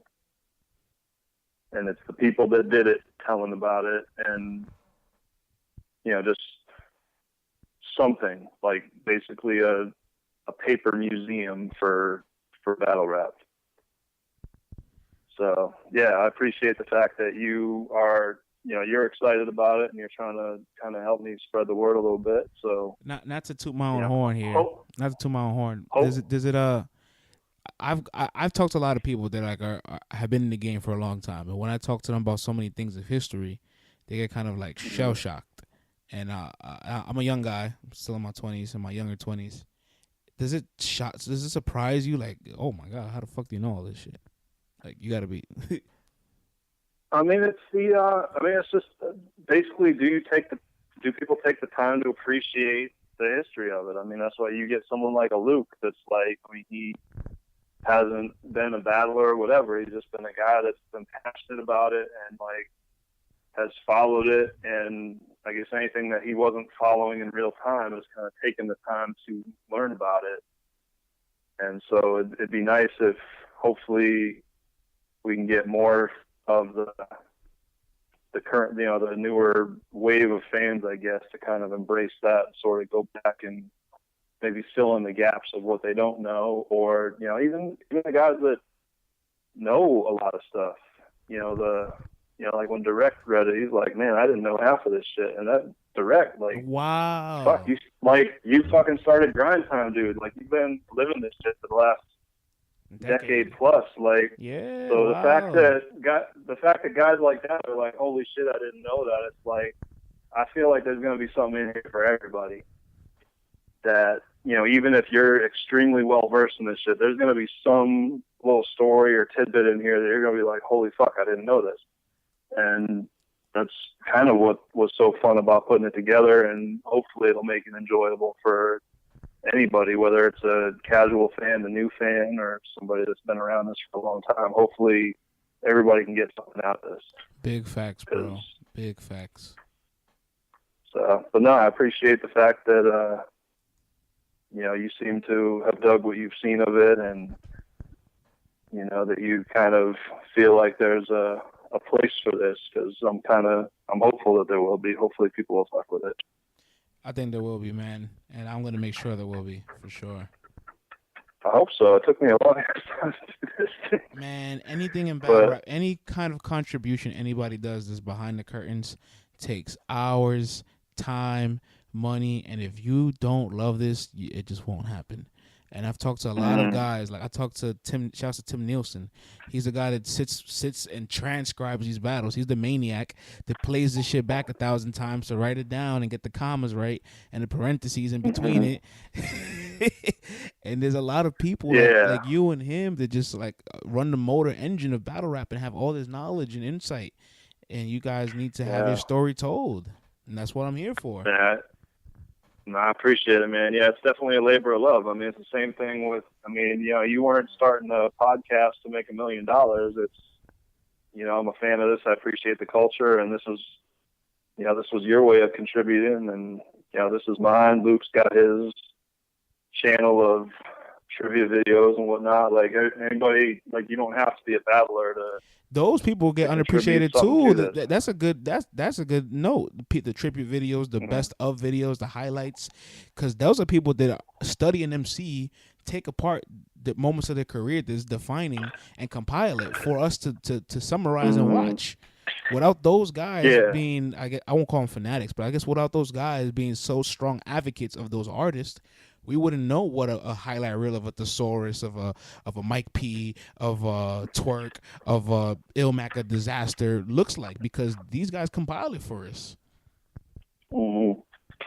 So yeah, there's definitely people that, like I said, this podcast is your passion project, I guess, and this book was mine. It's, you know, you kind of, if you're passionate about battle rap, you find ways to contribute, you know, something that you can do to kind of maybe leave a mark or just kind of pay the culture back, I guess you could say. That's kind of what I was trying to do here. It's like, you know, I want to be able to do something. These guys are giving me hours and hours and hours of, honestly, mostly free entertainment. You know, obviously, the least I can do. Yeah, it's like, I mean, the least I can do is kind of, okay, I've been a fan of these dudes for years and years, that, you know, it's been worth it just for me to be able to kind of chop it up with these dudes and kind of get backstories on, you know, oh, this jump off video that I watched 12 years ago, like, oh, hey, the funny thing about that, and kind of hearing from, you know, or Kid Twist or whoever, like, oh, funny thing about that, and it's like, holy fuck, I didn't know that. So it's been enlightening. It's been fun. It's just been fun to put together. So hopefully people will enjoy reading it as much as I enjoyed making it. And it won't take you as long to read as it took me to make it. So facts. It'll be. But no, man, I appreciate you. I appreciate you having me on, and you know, it's obviously we kept it going this long. It's obviously a pleasure. So. I don't doubt that if life and time and battery allowed us, we could double the time we just had. I don't doubt it. Oh, for sure. Well, you know, we'll have to run this back at your convenience, man. Anytime you want to have me back on, I'll be glad to do it. Oh, part 3 is coming real soon. Let's keep them coming, dude. Ryan, it's been a pleasure, man. Pleasure was mine, man. Thank you again. Have a wonderful night. You too. Peace.